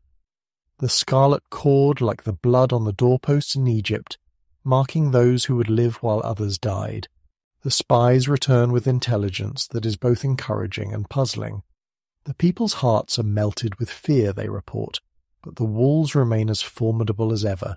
How does one conquer a city whose inhabitants are demoralized but whose fortifications are intact? The answer, when it comes, is unlike any military strategy in the annals of warfare. 7 days, the divine command specifies. For 6 days, the entire army is to march around the city once, led by 7 priests carrying 7 trumpets made of ram's horns, followed by the Ark of the Covenant, that golden chest containing the tablets of the law, the symbol of divine presence among the people. No battle cry, no taunts, no threats, only the measured tread of feet, the haunting wail of the ram's horn trumpets, and the sight of that golden ark declaring that the God of Israel has come to claim his inheritance. Picture it now from inside Jericho's walls, the defenders manning the ramparts, watching this strange procession circle their city. Where are the siege engines? Where are the ladders, the battering rams, the earthworks that signal a conventional assault? Instead, there is only this eerie ritual, this wordless declaration that something beyond human warfare is at work. Day after day, the procession comes, circles once and departs. The silence must have been more unnerving than any war cry. On the 7th day, the pattern changes. 7 times they circle the city, the trumpet blast growing longer, more insistent. And then, as the sun reaches its zenith, Joshua gives the command that has echoed through Sunday schools and epic films. Shout, for the Lord has given you the city. The people shout, not just the trained warriors, but every man, woman and child in the vast host. 40 years of pent-up longing for a homeland, 40 years of divine promises and human doubt, 40 years of wandering and waiting explode in a single, unified cry of faith and victory. And in that moment, according to the narrative that has captivated the world, the walls of Jericho, those massive Bronze Age fortifications that had withstood earthquakes and armies, come tumbling down.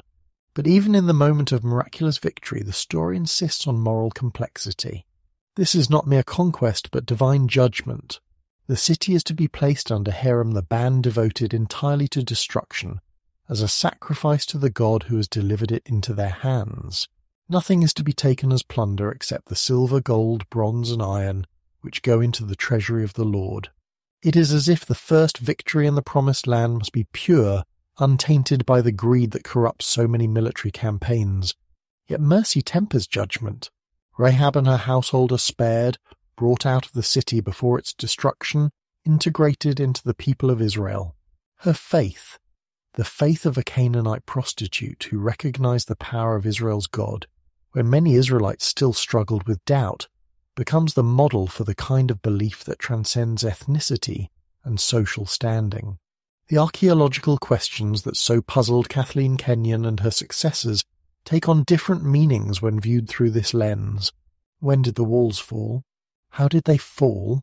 Who was responsible? The biblical narrative suggests these are the wrong questions, or at least incomplete ones. From this perspective, the relevant questions are, what does it mean when God acts in history? How do we recognize divine intervention when we see it? What happens when the impossible becomes inevitable? Kathleen Kenyon, that meticulous British archaeologist who excavated Jericho in the 1950s, found no Bronze Age walls standing at the right time, no destruction layer that matched the biblical chronology as she understood it. Her careful stratigraphic work seemed to contradict the Joshua narrative. showing that the city was largely uninhabited during the period when most scholars placed the Israelite conquest. But later archaeologists have questioned her dating, have found evidence she missed or dismissed, have suggested that the very method she used might have obscured the evidence she sought. The debate continues, as it should. Good archaeology, like good faith, is not threatened by difficult questions, but strengthened by them. Perhaps the walls fell to earthquake, but who sent the earthquake, and why at precisely that moment when the trumpet sounded and the people shouted? Perhaps the destruction evidence points to earlier or later dates than the traditional chronology suggests. But who is to say that human calendars capture the fullness of divine timing? What cannot be disputed is the power of the story itself. Long after the Bronze Age pottery sherds have been catalogued and the radiocarbon dates recalibrated, the narrative of Joshua's conquest continues to resonate because it speaks to something deeper than historical curiosity. It speaks to the human experience of facing impossible odds, of choosing faith over fear, of discovering that the most formidable obstacles sometimes yield not to superior force, but to trust in powers beyond our comprehension. In synagogues and churches, in mosques where Joshua is honored as a prophet, in the hearts of believers and the imagination of skeptics, the story lives on because it embodies truths that transcend its historical particulars. That faith can move mountains or topple walls, that victory sometimes comes not to the strongest but to those who align themselves with righteousness. That God's ways are not our ways, but they are ways that lead to promised lands we could never reach by our own strength. The scarlet cord still hangs in memory from Rahab's window, still marks those who choose mercy over tribal loyalty, faith over fear. The ram's horns still sound across the centuries, calling people to march around whatever walls confine them, whatever fortifications seem too strong to overcome. And somewhere in the desert air above the ancient Tell, if you listen with the right ears, you can still hear the echo of that unified shout. That moment when a nation chose to trust the impossible and found that the impossible was, after all, simply another word for the divine. As you settle into the deeper waters of sleep, carry with you this mystery that archaeology cannot solve and faith need not defend, that some walls fall not to human strength, but to something far more powerful, the confidence that what is promised will be fulfilled, that what is hoped for will be realized, that the God who called a people out of Egypt and through the wilderness can be trusted to bring them home. The spring still flows beside the ruined walls, as constant now as it was then. But the story that flows from those ruins has carried the name of Jericho to every corner of the earth, has made the city by the spring a symbol not just of ancient conquest, but of eternal hope, the hope that no wall is too high, no obstacle too great, no promise too good to be true.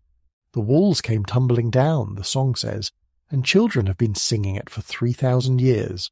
In Sunday school rooms and around campfires, in grand cathedrals and humble homes, the melody carries the memory forward, each generation discovering anew what it means to march around their own Jerichos, to trust in promises that seem impossible, to raise their voices in faith and watch what once seemed permanent crumble at the sound. The walls came tumbling down, the song says, and children have been singing it for 3,000 years.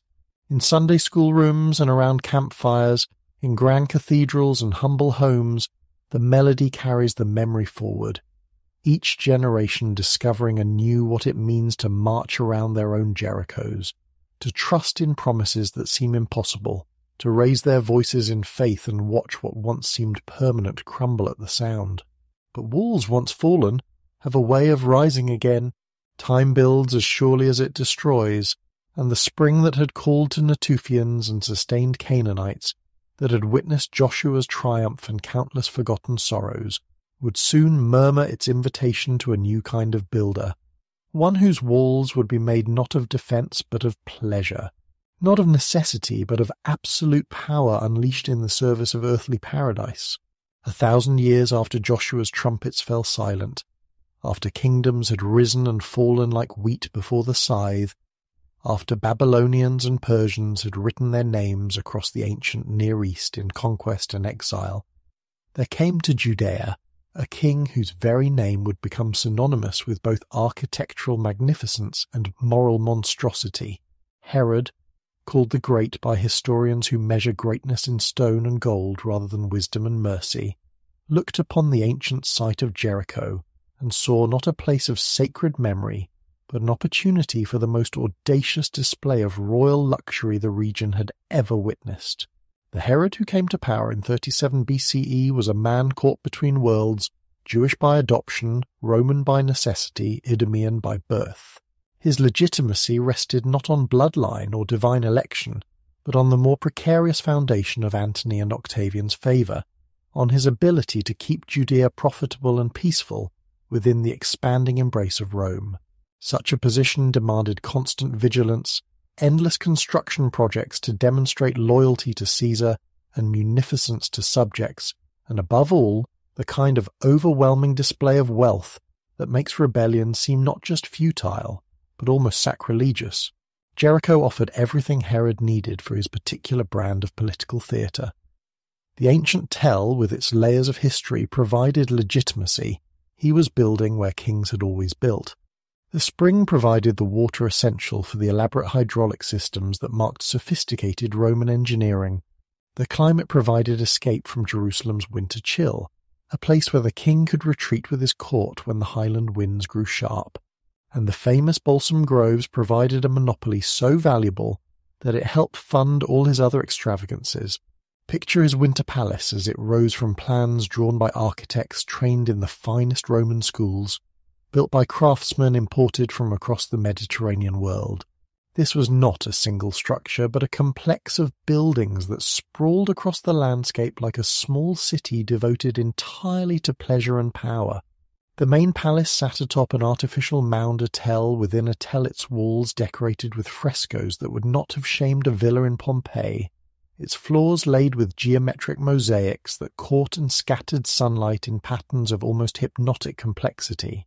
But it was the gardens that revealed Herod's true ambitions. These were not the functional kitchen gardens of ordinary palaces, but pleasure parks designed to demonstrate that nature itself could be commanded, that the desert could be made to bloom not with the modest abundance of the oasis, but with the impossible luxury of Roman dreams. Water flowed everywhere, not the simple springs that had sustained Jericho for millennia, but engineered waterfalls and ornamental pools, channels that carried both irrigation and symbolism through carefully planned landscapes. Feel the coolness of those palace courtyards on a blazing summer day. Hear the splash of fountains and the rustle of imported trees, date palms and pomegranates. Yes, but also cypresses from the Lebanon mountains, roses from Damascus, exotic plantings that required constant care and whispered constantly of the wealth needed to maintain them. The very air was perfumed, not just with natural blossoms but with the processed balsam that made Jericho's fortune that precious resin that commanded higher prices than gold in the markets of Rome and Alexandria. The balsam groves themselves had become Herod's personal monopoly, a gift from Cleopatra that he had inherited when Octavian defeated the Egyptian queen and redistributed her empire to loyal allies. These modest shrubs, descendants perhaps of the same plants that had enriched Bronze Age merchants, now supported an entire industry. The resin was harvested with techniques that would have seemed familiar to Canaanite traders. Careful cuts in the bark, collection of the precious drops that hardened into tears worth their weight in silver. But under Herod's management the operation had been systematized, expanded, turned into an early example of what we might recognize as industrial agriculture. Roman and Greek physicians prescribed balsam for ailments ranging from headaches to heart conditions. Embalmers used it to preserve the bodies of the wealthy for their journey to the afterlife. Perfumers blended it into cosmetics that promised to preserve beauty itself against the ravages of time. From Jericho's modest groves flowed a river of liquid wealth that helped fund Herod's temple in Jerusalem, his harbour at Caesarea, his fortress at Masada, and all the other monuments to his reign that still puzzle archaeologists with their combination of architectural genius and moral complexity. But power, even power exercised in paradise, carries its own shadows. The palace that rose beside the ancient spring became not just a retreat for pleasure, but a place of exile and execution. Here, in rooms cooled by desert breezes and decorated with the finest art of the age, Herod enacted some of the darkest chapters of his reign. It was at Jericho that he ordered the execution of his wife Mariamne, the Hasmonean princess whose royal bloodline had legitimized his rule, but whose very existence reminded him daily of his own precarious position. It was here that he killed his sons Alexander and Aristobulus, heirs whose popularity threatened his paranoid grip on power. The pools that had been designed for pleasure became the scene of murder. According to Josephus, that chronicler of Jewish antiquity whose accounts still chill readers 2,000 years later, Herod arranged for the drowning of the young high priest Aristobulus, Mariamne's brother, whose beauty and legitimacy made him dangerous during what appeared to be a swimming party. The deed was done in water that sparkled under Palestinian stars, surrounded by the very luxury that was supposed to represent the pinnacle of human achievement. Walk through Herod's Jericho in imagination, and you will find everywhere this tension between creation and destruction, between the builder's pride and the tyrant's fear. The same engineering genius that brought water to impossible gardens also supplied the apparatus of surveillance and control. The same wealth that imported marble columns from Greek quarries also purchased the loyalty of informants and assassins. The same aesthetic sensibility that created spaces of breathtaking beauty also designed chambers where enemies could disappear without trace. This was the paradox of Herodian rule power so absolute that it created its own prison. The king who could command the flow of water and the bloom of roses lived in constant terror of the plots that his very power inspired. The palace that was meant to be an earthly paradise became a fortress of solitude, where every guest was a potential enemy, and every family gathering might conceal a conspiracy. The irony would have been visible even to contemporary observers. Here, on the site where Joshua's faith had brought down walls that seemed impregnable, Herod's fear had built walls of suspicion and mistrust that no architecture could breach. Where the Israelite conquest had been accomplished through divine intervention and collective faith, the Herodian achievement rested entirely on individual will backed by Roman legions. Where Joshua's victory had been followed by distribution of the land among the people, Herod's triumphs remained the private property of the king, enjoyed in isolation even from those he claimed to love. Yet for all its moral shadows, Herod's Jericho represented something genuinely new in the ancient world, the first systematic attempt to create a landscape devoted entirely to leisure and luxury. The Romans had their villas, the Greeks their symposiums, but neither had attempted anything on this scale, this complete transformation of an entire region into a playground for power. In its way, the achievement was as revolutionary as the Neolithic invention of settled agriculture, or the Bronze Age development of urban civilization. Herod had proven that wealth, properly applied, could reshape not just buildings but entire ecosystems, could make the desert not merely habitable, but delightful. As you settle deeper into the night's embrace, picture those palace gardens under ancient starlight, their fountains singing lullabies to empty courtyards, their marble walkways cooling under desert breezes. The king is long dead, his fears and furies buried with him. The palaces lie in ruins, their frescoes faded, their hydraulic systems silted up with centuries of sand. But the spring still flows, as patient now as it was when Herod's architects first diverted its waters through their impossible gardens, as constant as it was when Joshua's army camped beside it, as eternal as the human dream of paradise on earth. In the archaeology of power, Herod's Jericho stands as both achievement and warning proof of what human ambition can accomplish when resources are unlimited, and reminder of the price that unlimited ambition exacts from both ruler and ruled. The same hands that built marvels also wielded the sword. The same mind that conceived beauty also plotted murder. The paradise was real, but it was built on foundations of fear and watered with tears as often as with spring water. The balsam groves still grow, though the monopoly is long broken. The spring still murmurs its invitation to rest and renewal. But the lesson of Herod's paradise echoes still through the ruins, that power without wisdom is its own prison, that beauty without mercy is its own curse, that even the most magnificent walls, whether built for defence or pleasure, cannot protect us from ourselves. The balsam groves still grow, though the monopoly is long broken. The spring still murmurs its invitation to rest and renewal. But the lesson of Herod's paradise echoes still through the ruins, that power without wisdom is its own prison, that beauty without mercy is its own curse, that even the most magnificent walls, whether built for defence or pleasure, cannot protect us from ourselves. 6 centuries passed. Herod's palaces crumbled into memory, their marble columns toppled by earthquake and time, their hydraulic systems silted with the patient sand that claims all human engineering. The Roman Empire, which had seemed as eternal as the spring itself, split and weakened, its eastern half transforming into something new, the Byzantine Empire, Greek-speaking Orthodox Christian, still mighty but no longer the undisputed master of the world. In distant Arabia, in a city called Mecca, a merchant named Muhammad had begun to preach of one God, of justice and submission, of a final revelation that would complete what Moses and Jesus had begun. The world was changing again, as it always does, in ways that those who lived through it could barely comprehend. And on a spring morning in 636 CE, change arrived at Jericho not with the crash of falling walls, but with the disciplined tread of Arab cavalry, their horses' hooves raising dust that sparkled gold in the early light. The Islamic conquest of Palestine was swift, almost gentle by the standards of the age.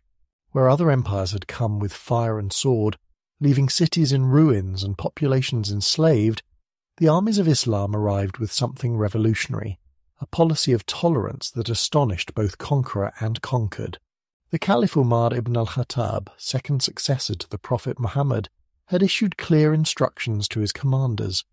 Churches were to be protected, Christians and Jews were to be allowed their worship, and the ancient communities that had survived Roman persecution and Byzantine orthodoxy were to find their place in this new order. Picture the scene as Jericho submitted to its new masters. No walls fell, no trumpets sounded, no blood stained the ancient stones.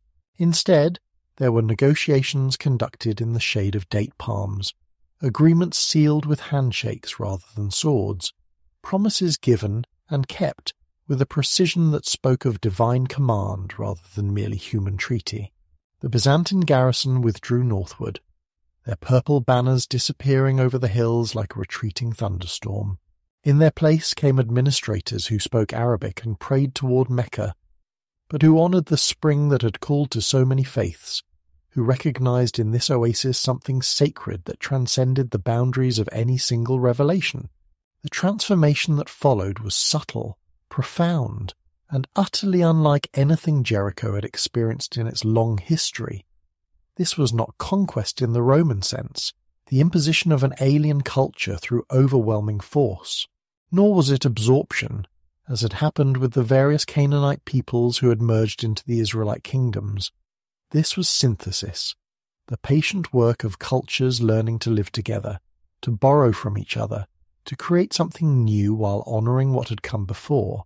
The administrative language changed gradually from Greek to Arabic, but the Christians continued to celebrate their liturgies. The small Jewish community maintained its ancient prayers, and the Samaritans, that tiny remnant of the northern kingdom of Israel, found in Islamic rule a protection they had rarely enjoyed under Christian Byzantium. The new rulers, following Quranic injunction and prophetic example, designated these communities as people of the Book al-Kitab, inheritors of authentic, if incomplete, revelation, who deserved not conversion by force but protection under Islamic law. As the decades passed and the initial conquest generation gave way to those born under Islamic rule, the changes deepened and sweetened like wine aging in the desert heat. Arabic became not just the language of government but of poetry, philosophy, and daily commerce. Yet it was Arabic enriched by contact with Aramaic, Greek, and Hebrew, a linguistic tapestry that reflected the cultural fusion taking place at every level of society. The great change came not from Damascus, the Umayyad capital, but from the very soil of Jericho itself. In the 8th century, as the Islamic world reached its confident maturity under the Umayyad caliphs, someone, Perhaps the Caliph Hisham ibn Abd al-Malik himself looked upon the ancient oasis and saw what Herod had seen centuries before, the perfect place for earthly paradise. But where Herod had built for solitary pleasure and fearful isolation, the Islamic builders created something unprecedented, a palace complex designed not just for royal retreat, but for the integration of multiple cultures, the celebration of diversity within unity. Hisham's palace rose from the desert floor like a fever dream made manifest in stone and stucco. But feel how different this was from Herodian grandeur. Where Herod's architecture had been Roman in its imperial assertions, Umayyad builders created something entirely new, a fusion of Byzantine engineering, Sasanian decorative traditions, and Arabian spatial concepts that produced buildings unlike anything the world had seen. The Great Audience Hall, with its soaring dome supported on classical columns, married Greek geometry to Islamic symbolic patterns. The bath complex, with its intricate mosaic floors depicting trees heavy with fruit and gazelles drinking at streams, created narrative art that spoke to Jewish, Christian, and Islamic understandings of paradise simultaneously. Walk through those palace ruins in imagination now, your feet treading on mosaics that have waited 13 centuries for your admiration. See how the artists, probably local craftsmen working under Islamic patronage, created imagery that avoided the human figures forbidden by strict Islamic interpretation, while creating beauty that transcended any single religious aesthetic. The tree of life spreads its branches across floor mosaics, its roots drawing from waters that might be the rivers of Eden, the fountain sealed of the Song of Songs, or the springs of Jannah promised in the Quran. Lions and lambs rest together beneath date palms heavy with fruit, while birds of every description perch among branches that seem to move in the flicker of oil lamp flame. The palace baths themselves represent a revolution in thinking about the relationship between body and spirit. Where earlier cultures had often viewed physical pleasure with suspicion, the Umayyads created spaces that celebrated the Islamic teaching that the body, being God's creation, deserved beauty and comfort. Hot rooms and cold rooms, pools fed by the ancient spring channeled through new aqueducts, chambers where the steam rose like incense while friends reclined on silk cushions and debated poetry, theology, and the price of perfume in the markets of Baghdad. But it was in the smaller details that the true genius of Islamic Jericho revealed itself. The architectural fragments that survive show us decorative elements that combine motifs from across the known world. Sasanian palmettes intertwining with Byzantine acanthus leaves, geometric patterns that echo both Roman mosaic traditions and the emerging Islamic aesthetic that would eventually span from Spain to India. This was art born of confidence, of a civilization secure enough in its own identity to borrow freely from others, to transform what it borrowed, and to create beauty that could speak to anyone who had eyes to see. The economic prosperity that supported such magnificence rested on the same foundations that had sustained Jericho for millennia, but transformed by Islamic commercial law and practice. The balsam groves, no longer a royal monopoly, became part of a trading network that stretched from the Atlantic to the Indian Ocean. Merchants arrived not just from Damascus and Baghdad, but from Cordoba and Samarkand, from Cairo and Kashmir, their caravans bearing goods and ideas that transformed provincial Jericho into a cosmopolitan crossroads. The Islamic legal system, based on Quranic principles and prophetic traditions but adapted to local conditions, created new forms of commercial relationship. The Mudaraba Partnership, which allowed investors to fund trading ventures while sharing both risk and profit with merchants, enabled capital formation on a scale unknown in earlier periods. The Waqf, the religious endowment, channeled private wealth into public works, mosques and schools, hospitals and fountains, caravanserais that offered shelter to travellers regardless of their faith or nation. Yet for all this innovation and prosperity, the deepest transformation was spiritual. Islam had arrived in a land already sacred to multiple traditions, and rather than attempting to erase that sanctity, it sought to complete it. The spring that had called to Natufians and Canaanites, to Jews and Christians, now murmured its invitation to Muslim pilgrims as well. Local traditions spoke of prophets who had prayed beside these waters, of righteous caliphs who had sought wisdom in the shade of these palm trees. The landscape itself became a text that believers of different faiths could read together, each finding their own truth while acknowledging the truth found by others. As the Umayyad period reached its zenith, Jericho represented something remarkable in human history, a place where cultural synthesis had created not confusion but clarity, not conflict but harmony. The morning call to prayer from the mosque minaret rose over a city where church bells still rang for Christian services and where the ram's horn still announced Jewish festivals. Children grew up trilingual as a matter of course, equally comfortable discussing Islamic theology, Christian mysticism, or Jewish law. Merchants closed their shops on Friday for Muslim prayers, Sunday for Christian services, and Saturday for Jewish observances, and no one found this complicated. It was simply the rhythm of the civilization that had learned to see diversity as strength rather than threat. But even as this golden age of synthesis bloomed beside the ancient spring, the seeds of its transformation were already germinating. The Umayyad Caliphate, magnificent as it was, carried within it the tensions that would eventually tear it apart. The very success of Islamic expansion had created an empire too vast to govern from Damascus, too diverse to rule with any single policy. In distant Persia, the Abbasids were raising the black banners of revolution. In Al-Andalus, Umayyad princes would soon create an independent emirate. The world was about to change again, as it always does, leaving Jericho to adapt once more to new rulers, new ideas, new possibilities for human community. As you settle deeper into the embrace of night, picture Hisham's palace at its moment of perfection, the mosaics gleaming under starlight, the fountains singing their liquid songs, the gardens breathing out the perfume of jasmine and rose.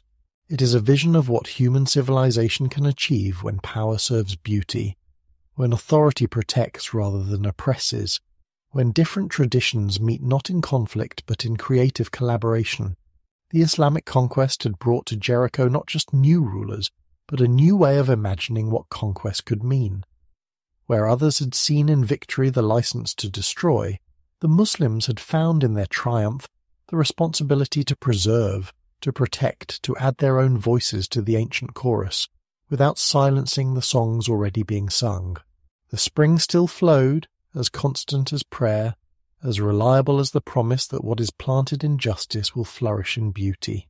And around it, under the crescent moon that had become as familiar as the cross and the Star of David, a new chapter in the oldest story was being written, the story of how humans learn to live together, how walls can be built not to divide but to embrace, how conquest can become not the end of cultures but the beginning of synthesis. The spring still flowed, as constant as prayer, as reliable as the promise that what is planted in justice will flourish in beauty. And around it, under the crescent moon that had become as familiar as the cross and the Star of David, a new chapter in the oldest story was being written, the story of how humans learn to live together, how walls can be built not to divide but to embrace, how conquest can become not the end of cultures but the beginning of synthesis. But synthesis, like all human achievements, carries within it the seeds of its own transformation. The medieval period that followed brought waves of change that would test Jericho's ancient capacity for adaptation. Crusaders arrived from distant European kingdoms, their crosses glinting in desert sun, their certainties as sharp as their swords. Saladin's armies swept south from Damascus, carrying banners that proclaimed the unity of Islam and the futility of foreign occupation. Mamluk sultans ruled from Cairo, their court Arabic mixing Egyptian authority with Turkish military tradition. Ottoman administrators brought a new kind of order from Istanbul, patient and bureaucratic, that would last for 4 centuries. Through all these changes, the people of Jericho demonstrated that most essential human skill, the ability to bend without breaking, to adapt without surrendering the core of who they were. Languages changed, rulers changed, the architectural styles of power shifted with each new empire, but the spring flowed on, and around it, families continued the ancient rhythms of planting and harvest, marriage and childbirth, prayer and remembrance that connect us all to our deepest humanity. Yet as the 20th century dawned, bringing with it technologies and ideologies that would reshape the entire world, Jericho found itself caught in a transformation more radical than any it had experienced since Joshua's trumpets first echoed off its ancient walls. This was metamorphosis in its truest sense. Not gradual change, but fundamental transformation. The emergence of something entirely new from the chrysalis of the past. The change began, as so many modern transformations do, with distant wars and imperial calculations that had nothing to do with the daily lives of ordinary people. In the trenches of France and the cabinet rooms of London, the Ottoman Empire's long decline was reaching its final chapter. The same conflict that would redraw the map of Europe would also shatter the medieval synthesis that had sustained the Middle East for 1,000 years, leaving in its wake new borders, new identities, and new forms of struggle that continue to shape our world today. When British forces entered Palestine in 1917, driving back the Ottoman armies that had held this land since the 16th century, they came not as conquerors in the ancient sense, but as administrators armed with blueprints for modernity. The Balfour Declaration, with its promise of a Jewish national home in Palestine, represented a new kind of imperial thinking, not the simple extraction of wealth or tribute, but the engineering of entirely new societies according to principles developed in European universities and validated by European experience. Picture Jericho in those early years of the British Mandate, still recognisably the same oasis town it had been for centuries, but beginning to feel the first tremors of approaching transformation. The stone houses with their flat roofs and interior courtyards still followed architectural principles that would have seemed familiar to Mamluk builders. The weekly market still drew Bedouin from the desert and farmers from the surrounding villages, their camels and donkeys laden with dates and oranges, wool and grain. The call to prayer still echoed from the mosque minaret, church bells still rang for the Christian communities, and Jewish prayers were still whispered at ancient sites that local tradition connected to biblical stories. But now there were also new sounds in the ancient air, the putt-putt of automobiles navigating roads that had been designed for camels, the click of telegraph keys connecting Jericho to Jerusalem, Jerusalem to Cairo, Cairo to London, the voices of British officials speaking a language of surveys and statistics, development plans and population transfers that would have been incomprehensible to earlier rulers, but which carried with them the authority of the modern world. The Jewish immigration that increased through the 1920s and 1930s, driven by persecution in Europe and encouraged by Zionist organizations, brought to Palestine people whose connection to this land was both ancient and radically new. These were not the Sephardic Jews whose families had lived under Ottoman rule for generations, speaking Arabic and Ladino, comfortable in the polyglot culture of the Levant.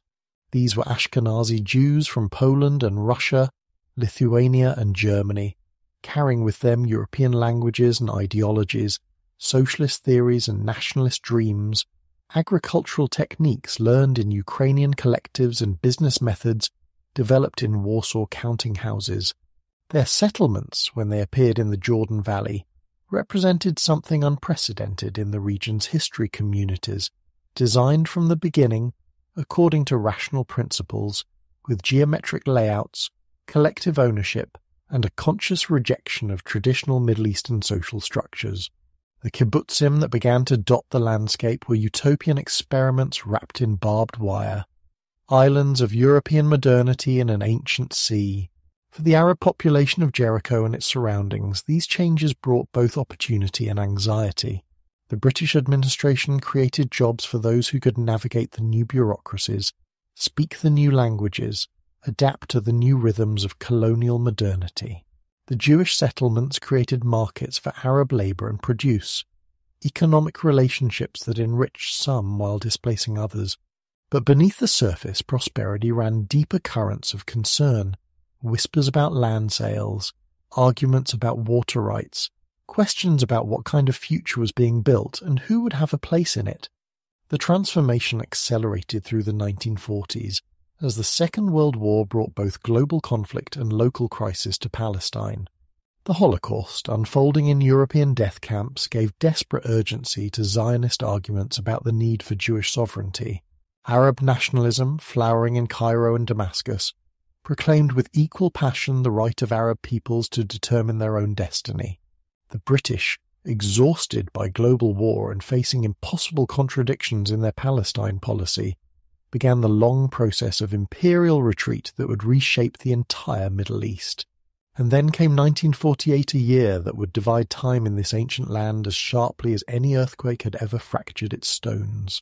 The establishment of Israel, proclaimed on May 14th by David Ben-Gurion in a ceremony in Tel Aviv, set in motion a chain of events that would transform not just political boundaries, but the very meaning of identity, belonging, and home in the land where civilization was born. The war that followed was unlike any of the countless conflicts that had washed over this region in its long history. This was not conquest in the ancient mode, where victorious armies might enslave populations or exact tribute, but generally left existing communities in place. This was something new, a conflict that would result in the displacement of entire populations, the creation of refugee camps, the birth of new nationalisms that would define themselves as much by what they opposed as by what they embraced. For the people of Jericho, 1948 brought a transformation as sudden and complete as any in the city's long history. One day they were part of Mandate Palestine, citizens of a territory administered by distant British officials but recognisably connected to the Ottoman past. The next day they found themselves part of the Hashemite Kingdom of Jordan, subjects of King Abdullah, participants in an Arab nationalism that was itself being born in the trauma of defeat and displacement. But it was the human stories, not the political abstractions, that reveal the true magnitude of the change. Families that had lived in the same villages for generations found themselves divided by new borders, their olive groves on one side of an armistice line, their relatives on the other. Refugees arrived in camps that were meant to be temporary but which would become permanent features of the landscape places, where the displaced could wait for a return that might never come, where new identities would be forged in the crucible of loss and hope. The Aqabat Jabba camp, established near ancient Jericho to house Palestinian refugees from the coastal cities and Galilee villages, became its own kind of settlement, not planned according to utopian principles like the kibbutzim, but shaped by the more ancient human responses to displacement and exile. Here, families from Haifa shared cooking fires with farmers from villages whose names existed now only in memory. Here, children grew up learning the geography of places they had never seen, inheriting maps drawn not on paper, but in the stories told by grandparents who remembered the taste of figs from orchards that might no longer exist. As you settle deeper into the night's embrace, picture these refugees in those first years after 1948, building temporary shelters that would become permanent homes, creating communities that would outlast many of the kingdoms that had ruled this land. They carried with them no architectural plans, no urban theories, no grand visions of social transformation. They carried only the most basic human needs for shelter, for dignity, for the hope that tomorrow might be better than today. The spring still flowed, of course, as constant as grief, as reliable as the human capacity to endure. Around it, a new Jericho was taking shape, not the planned city of development experts or the ancient settlement of gradual evolution, but something born of crisis and sustained by stubborn hope. The refugees planted gardens in the camp's narrow spaces, their tomatoes and herbs declaring that displacement need not mean the end of cultivation. They opened shops and workshops, their hammers and sewing machines proclaiming that exile need not mean the end of creation. The metamorphosis was incomplete, its final form still uncertain. But already in the makeshift schools where Palestinian teachers instructed children in the history they must not forget, in the community centres where traditional dances were performed to keep culture alive, in the simple act of naming streets after villages that existed now only in memory, something new was being born from the ruins of what had been lost. The oldest city was learning once again what it had always known, that survival sometimes requires not just adaptation but transformation, not just bending with change but becoming something entirely new, while somehow remaining essentially yourself. The spring murmured on, patient as time, constant as the human need for home, carrying forward into an uncertain future the ancient promise that what flows must eventually find its way to the sea. The oldest city was learning once again what it had always known, that survival sometimes requires not just adaptation but transformation, not just bending with change but becoming something entirely new, while somehow remaining essentially yourself. The spring murmured on, patient as time, constant as the human need for home, carrying forward into an uncertain future the ancient promise that what flows must eventually find its way to the sea. But even as modern Jericho struggled with the challenges of displacement and reconstruction, another kind of transformation was beginning, one that would literally uncover the city's deepest secrets and reveal to the world the true extent of its claim to be humanity's oldest urban settlement. The 20th century brought to archaeology the same revolutionary technologies that were reshaping every aspect of human life, and nowhere would these new tools prove more revealing than in the ancient layers beneath Jericho's modern streets. The story of archaeological Jericho begins, like so many tales of scientific discovery, with passionate individuals whose obsessions would reshape our understanding of the past. Professor John Garstang arrived from Liverpool University in 1930 with theories to test and reputations to make, carrying with him the confidence of British imperial scholarship and the systematic methods that were beginning to transform archaeology from treasure hunting into science. Picture Garstang's teams in those early years, their careful trenches cutting through layer upon layer of human habitation, each stratum a chapter in a story that grew more complex with every shovelful of earth removed. Here were pottery sherds that spoke of trade relationships stretching back 4,000 years.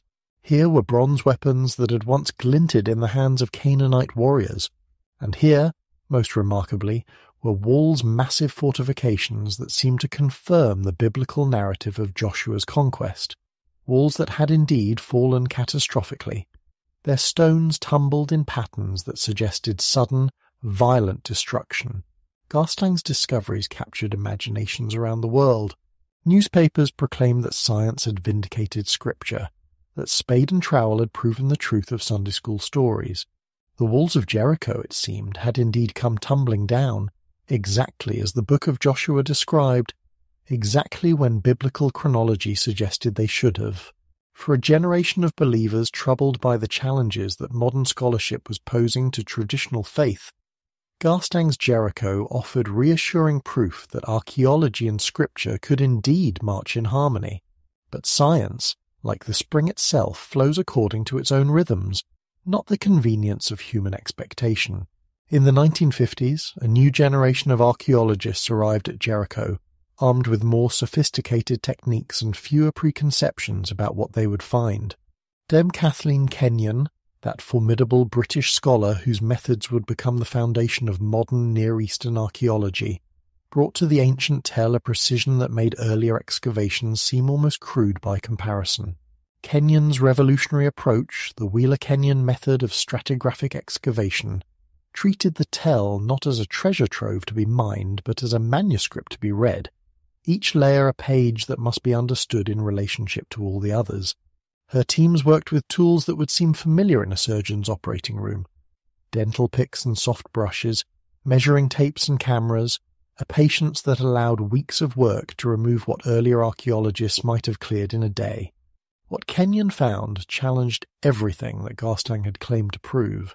The walls were indeed there, massive and impressive, but they dated not to Joshua's time but to centuries earlier, the early Bronze Age fortifications we encountered in our journey through Canaanite Jericho. The destruction that Garstang had attributed to Israelite conquest appeared to have occurred long before any biblical chronology would place the events described in the book of Joshua. Most puzzling of all, the city seemed to have been largely abandoned during the very period when Scripture placed its dramatic fall. The controversy that erupted around Kenyon's conclusions revealed something profound about the relationship between archaeology and faith, between the evidence of material culture and the truths that communities hold sacred. Some scholars embraced her findings as proof of archaeology's scientific objectivity, its independence from religious or political bias. Others questioned her methods, her dating techniques, her interpretation of ambiguous evidence. Still others suggested that the disagreement itself revealed the limitations of archaeology, that some truths about the past could never be recovered by material methods, no matter how sophisticated. As decades passed and new technologies emerged, the archaeological exploration of Jericho became a laboratory for innovation in field methods and analytical techniques. Radiocarbon dating, introduced in the 1950s, offered the possibility of absolute chronology independent of pottery typologies and historical correlations. Ground-penetrating radar revealed buried structures without the need for excavation. Computer modeling allowed archaeologists to visualize ancient buildings and test theories about their construction and use. Each new technique brought new discoveries and new questions. The Neolithic Tower, that enigmatic monument we encountered in the early chapters of our journey, revealed secrets that earlier excavators had missed. Microscopic analysis of the mortar between its stones suggested construction techniques more sophisticated than previously imagined. Astronomical alignments, calculated with modern software, hinted at the possible function of this ancient structure as a calendar or observatory. Most remarkably, recent excavations have uncovered evidence of even earlier settlements, pushing the date of Jericho's first permanent occupation back to nearly 11,000 years ago. The preservation challenges that these discoveries created would have seemed impossible to earlier generations. How do you protect walls that are 10,000 years old from the acid rain produced by modern industry? How do you balance the legitimate desire of tourists to experience these ancient places with the need to prevent their destruction by the very people who come to admire them? How do you maintain archaeological sites in a region where every square metre of land carries political meaning, where the past is not just scholarly curiosity but contested heritage? The solutions that have emerged reflect the same human creativity that built Jericho in the first place. Climate-controlled viewing areas allow visitors to see the Neolithic Tower while protecting it from their breath and touch. International cooperation has brought together archaeologists, conservators, and local communities to develop sustainable approaches to heritage management. Advanced materials developed for space exploration protect ancient mud bricks from erosion while allowing them to continue their millennial conversation with sun and rain. But perhaps the most significant revelation of modern archaeology at Jericho has been its demonstration of the profound continuity that connects the ancient past to the living present. The spring that called to Natufian hunter-gatherers still flows, its waters still sweet, still reliable. The tell that preserves 11 millennia of human habitation still rises beside that spring, its slopes still yielding pottery sherds and stone tools to anyone patient enough to look. The human needs that drove people to settle beside these waters, for security, for community, for meaning still, draw people to this place, still make Jericho not just an archaeological site but a living city. Modern tourists arrive by air-conditioned buses, their cameras capturing images that will be shared instantly around the globe, their guidebooks explaining the significance of ruins that their ancestors could never have imagined. Palestinian schoolchildren visit the excavations as part of their education in local history, their textbooks connecting them to Canaanite farmers and Roman merchants, to Umayyad artists and Crusader knights. International scholars continue the work of understanding, their publications adding yearly to the vast library of knowledge that Jericho has generated. Yet for all this scholarly attention, for all the precision of modern archaeological method, the deepest questions remain as mysterious as ever. Why here? Why did the first permanent settlements emerge beside this particular spring, rather than countless others across the ancient Near East? What combination of environmental factors, human psychology, and perhaps pure chance created the conditions that made Jericho the birthplace of urban civilization? As you drift deeper towards sleep, consider this. The archaeologists who work at Jericho today are part of the same human story they study. They too are drawn by the promise of the spring, by the hope that this place might yield answers to the questions that have always haunted our species. They too build structures, not of mud, brick and stone, but of hypothesis and interpretation that future generations will examine, evaluate, and perhaps overturn. They too are creating layers that will someday be excavated, artifacts that will someday be interpreted, stories that will someday seem as distant and difficult to understand as the plastered skulls of Neolithic Jericho seem to us. The past lives not in museums, but in the ongoing human conversation about who we are and where we came from, about what it means to make a home, and what price we're willing to pay for permanence. Each new archaeological discovery at Jericho adds another voice to that conversation, another perspective on the ancient questions that brought the first settlers to this place, and that continue to bring visitors, scholars, and dreamers to the tell beside the spring.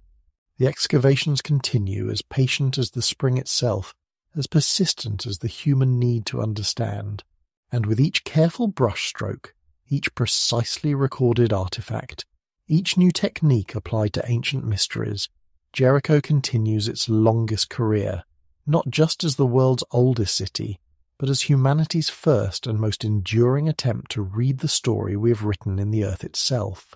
The excavations continue, as patient as the spring itself, as persistent as the human need to understand, and with each careful brushstroke, each precisely recorded artifact, each new technique applied to ancient mysteries, Jericho continues its longest career, not just as the world's oldest city, but as humanity's first and most enduring attempt to read the story we have written in the earth itself. But step away from the archaeological trenches, away from the carefully preserved ruins and climate-controlled viewing areas, and you will find that Jericho is far more than an outdoor museum of human antiquity. Walk through its modern streets, and you will discover a living city where Palestinian families continue the ancient human project of making homes, raising children, and building futures against odds that would have seemed familiar to every generation that has ever called this place home. Contemporary Jericho spreads beyond the ancient tell like a living organism that has learned to incorporate its own history. Here, apartment buildings rise where Canaanite merchants once haggled over the price of balsam. There, solar panels gleam on rooftops that shelter families whose grandparents might have tended the same olive groves that sustained Byzantine pilgrims.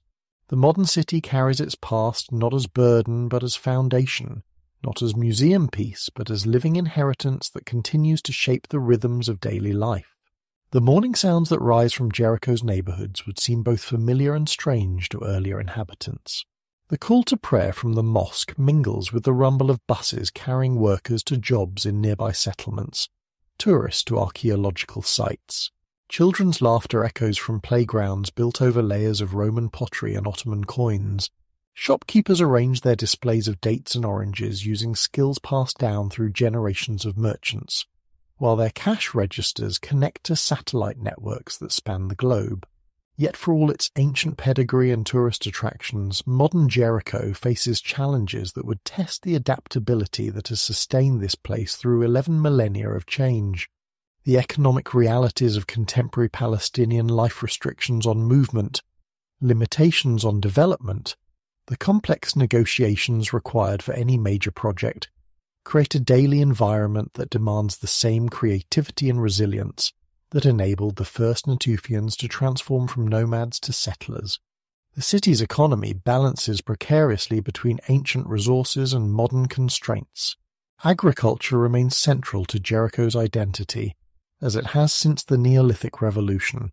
The same spring that watered the gardens of Herod's palace now irrigates fields where Palestinian farmers grow the dates and citrus fruits that have made this oasis famous for millennia.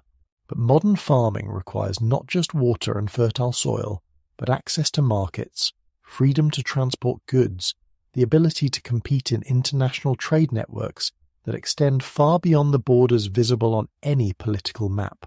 Tourism offers both opportunity and complexity. Visitors arrive from around the world, drawn by the promise of walking where Joshua's army marched, where Jesus encountered Zacchaeus, where the foundations of urban civilization were first laid in mud, brick, and hope. Hotels and restaurants, souvenir shops, and guide services provide employment and revenue. But tourism in a place where every stone carries political meaning requires delicate balancing, honoring multiple narratives, respecting different interpretations of history, creating welcome that transcends the barriers that politics erects. The strangest chapter in contemporary Jericho's story unfolded in the 1990s with an experiment that would have astonished every previous generation of inhabitants. The Oasis Casino, a gambling establishment that rose beside the ancient Tell, like something transported from Las Vegas to the Jordan Valley. Here, under crystal chandeliers, Israelis and Palestinians, tourists and locals, gathered around gaming tables in an atmosphere consciously designed to suspend the conflicts that divided the region beyond its walls. For a few years, the casino represented something unprecedented in Jericho's long history of cultural synthesis, a space where political identities could be temporarily set aside, where the ancient human love of chance and excitement created its own temporary peace. Buses arrived nightly from Jerusalem and Tel Aviv, their passengers crossing checkpoints and barriers that seemed to dissolve at the casino's entrance. The experiment was audacious, controversial, ultimately unsustainable, but it revealed something profound about human nature and the power of places to transform the people who enter them. The casino's eventual closure reflected the broader challenges that contemporary Jericho faces, the difficulty of sustaining economic development in a region where every project must navigate political complexities, where the simple act of building can become a statement about sovereignty and identity. Yet the very fact that it existed, that for a time it succeeded in creating its own microclimate of cooperation, speaks to the same adaptability that has enabled this city to survive empires and earthquakes, conquest and exile. Today's young people in Jericho grow up in a unique environment surrounded by 11,000 years of human history, yet connected through smartphones and social media to global cultures their ancestors could never have imagined. They study in schools where Palestinian history is taught alongside world history, where the struggles of their grandparents are contextualized within the larger human story of displacement and survival, adaptation and hope. These young Palestinians face choices that would have been incomprehensible to earlier generations. Should they pursue higher education despite limited local opportunities? Should they emigrate to cities where their degrees might find better employment? Should they stay and work to build the kind of future that would make emigration unnecessary? Their decisions, multiplied across thousands of families, will shape whether contemporary Jericho continues the pattern of persistence that has defined this place for millennia, or whether it becomes one more city abandoned to the archaeologists and the tour buses. Cultural preservation efforts reveal the complex relationship between past and present in contemporary Jericho. The Palestinian Heritage Center works to document and maintain traditional crafts olive wood carving, embroidery patterns, recipes for mammal cookies that connect modern kitchens to medieval ovens. Folk dance groups perform the dabki in community centers, their steps echoing rhythms that might have accompanied harvest celebrations in Canaanite Jericho. Language programs teach children classical Arabic poetry alongside the colloquial dialect that carries the specific cadences of this place, these people, this particular relationship to the landscape. But preservation requires more than museums and cultural programs. It requires a living economy that makes staying worthwhile, political conditions that make planning possible, educational opportunities that help young people see their heritage not as limitation, but as foundation for building something new. It requires the same delicate balance between continuity and change that has characterized Jericho throughout its long history. As evening settles over contemporary Jericho, the city reveals its deepest truth, that ancient and modern are not opposites, but partners in the ongoing human project of making meaning from place and time. The spring still flows, its waters carrying the same mineral taste that satisfied Natufian throats 10,000 years ago. The Tell still rises against the desert sky, its layers holding stories that connect today's children to their deepest roots. The streetlights that illuminate modern neighborhoods cast the same warm glow that oil lamps brought to Roman courtyards, that hearth fires brought to Neolithic round houses. The uncertainties are real, the challenges daunting, but uncertainty has been the only constant in Jericho's long story, and meeting challenges has been this city's particular genius for 11 millennia. The spring flows on, patient as hope, constant as the human determination to make homes worthy of the places that call to us, and in that flowing, in that persistence, lies perhaps the deepest lesson that contemporary Jericho offers, that cities, like people, survive not by avoiding change but by adapting to it, not by preserving everything exactly as it was, but by carrying forward what matters most while creating space for what must emerge. The Oldest City continues its longest project, teaching each new generation how to live not just in the present moment, but in conversation with all the moments that have come before, all the dreams and struggles and small victories that have created the ground on which we stand, the spring from which we drink, the story of which we are all part. The Oldest City continues its longest project, teaching each new generation how to live not just in the present moment, but in conversation with all the moments that have come before, all the dreams and struggles and small victories that have created the ground on which we stand, the spring from which we drink, the story of which we are all part. And now, as our long journey through 11,000 years draws to its close, let us return gently to this moment, to this night, to wherever you are listening to these ancient echoes. Perhaps you're nestled in your bed as Palestinian children sleep tonight in Jericho's modern neighborhoods. Perhaps you're settling into that peaceful drowsiness that comes when the day's worries fade and the mind begins its drift toward dreams. The same stars that watched over Netophian campfires now watch over you. The same moon that illuminated Herodian gardens now casts its silver light through your window. Jericho sleeps now beside its eternal spring, the city breathing quietly under desert stars. Streetlights dim in neighborhoods built over Roman foundations. Night watchmen make their rounds past excavated walls that have stood since the Bronze Age. Families gather for late dinners in courtyards that echo the architectural wisdom of a dozen civilizations. Children fall asleep to lullabies sung in Arabic that carries melodies older than memory, words that connect them to every parent who has ever soothed a child to sleep in this ancient place. The continuity is profound, unbroken despite all the walls that have fallen, all the empires that have crumbled, all the sorrows that have swept across this land like desert storms. Tonight, as every night for 11 millennia, someone sleeps beside the spring at Jericho. The forms change. Natufian skin tents become Neolithic round houses, become Canaanite palaces, become Islamic courtyards, become modern apartments. But the essential human act remains constant. We seek shelter, we create homes, we tell stories to our children about who we are and where we came from.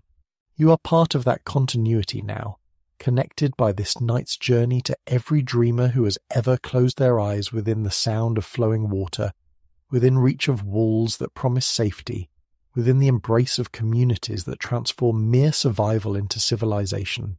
The spring flows on, patient as prayer, carrying forward its ancient promise that some things endure, that some places call to the human heart across any distance of time or space. What a privilege it has been, this journey through deep time, this conversation with ancestors whose names we'll never know but whose dreams we share. To walk in imagination through 11,000 years of human experience, to trace with our minds the patient accumulation of knowledge and wisdom that built the first city, sustained it through countless challenges, and keeps it alive today. This is perhaps archaeology's greatest gift, not the artifacts in museum cases, but the expansion of our sense of what it means to be human, what it means to belong to a story larger than any single lifetime. Jericho lives in us all now, whether we've ever seen its ancient walls or only travelled there in the country of the mind. The Natufian who first chose to stay rather than wander lives in every decision we make to commit to a place, to build something lasting, to plant gardens we hope our children will tend. The Neolithic builders who raised the mysterious tower live in every human impulse to create something beautiful and enduring, something that reaches toward meaning beyond mere utility. The Canaanite merchants live in every exchange we make, not just of goods, but of ideas, stories, the invisible commerce that binds communities together. The Roman engineers live in every time we channel water, plan cities, create infrastructure that will outlast our own lives. The Islamic artists live in every moment we recognize that different traditions can create beauty together. That synthesis can be richer than any single voice singing alone. The modern archaeologists live in every question we ask about where we came from, every effort we make to understand the deep patterns that shape human experience. Most of all, the spring itself, Aine Sultan, the Sultan Spring. That constant voice calling across millennia lives in whatever source feeds your own deepest hopes. We all have our springs, the places or people or principles that offer us the reliability we need to build lives worth living. The particular water matters less than the trust it inspires, the faith that what flows today will flow tomorrow, that what nourishes us will continue to nourish those who come after. Dream tonight, if you will, of ancient stones warming under morning sun, of walls that have watched empires rise and fall, of children playing in courtyards where their great-grandparents played before them. Dream of the spring flowing on through darkness and light, carrying forward its patient message that permanence and change are not opposites, but partners in the dance of time.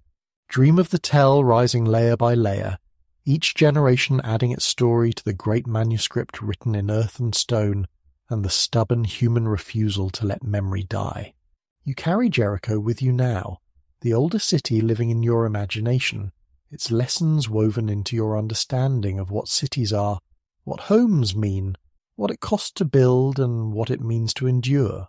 The walls may fall, the empires may crumble, but the story continues in everyone who has heard it, who carries it forward into whatever future awaits our restless, building, dreaming species.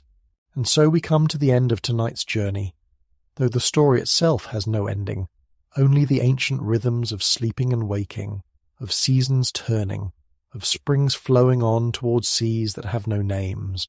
Thank you for walking with me through these layers of time, for letting your imagination become the vehicle that carried us from the Natufian campfires to the modern streets of Palestinian Jericho, from the first mud bricks to the latest archaeological discoveries. Rest well tonight, knowing you are connected to the longest story ever told, the story of humans learning to live together, to build beauty from necessity, to create meaning from the raw materials of existence.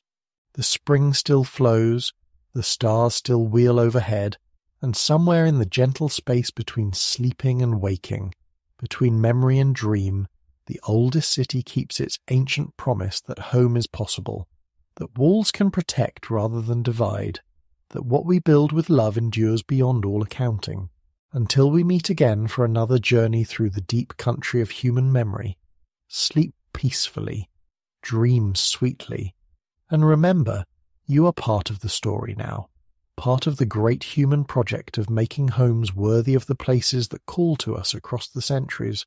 The oldest city sleeps, but it never stops teaching, and its lessons flow on, like water finding its way to the sea, carrying forward the ancient wisdom that what is deeply rooted can weather any storm.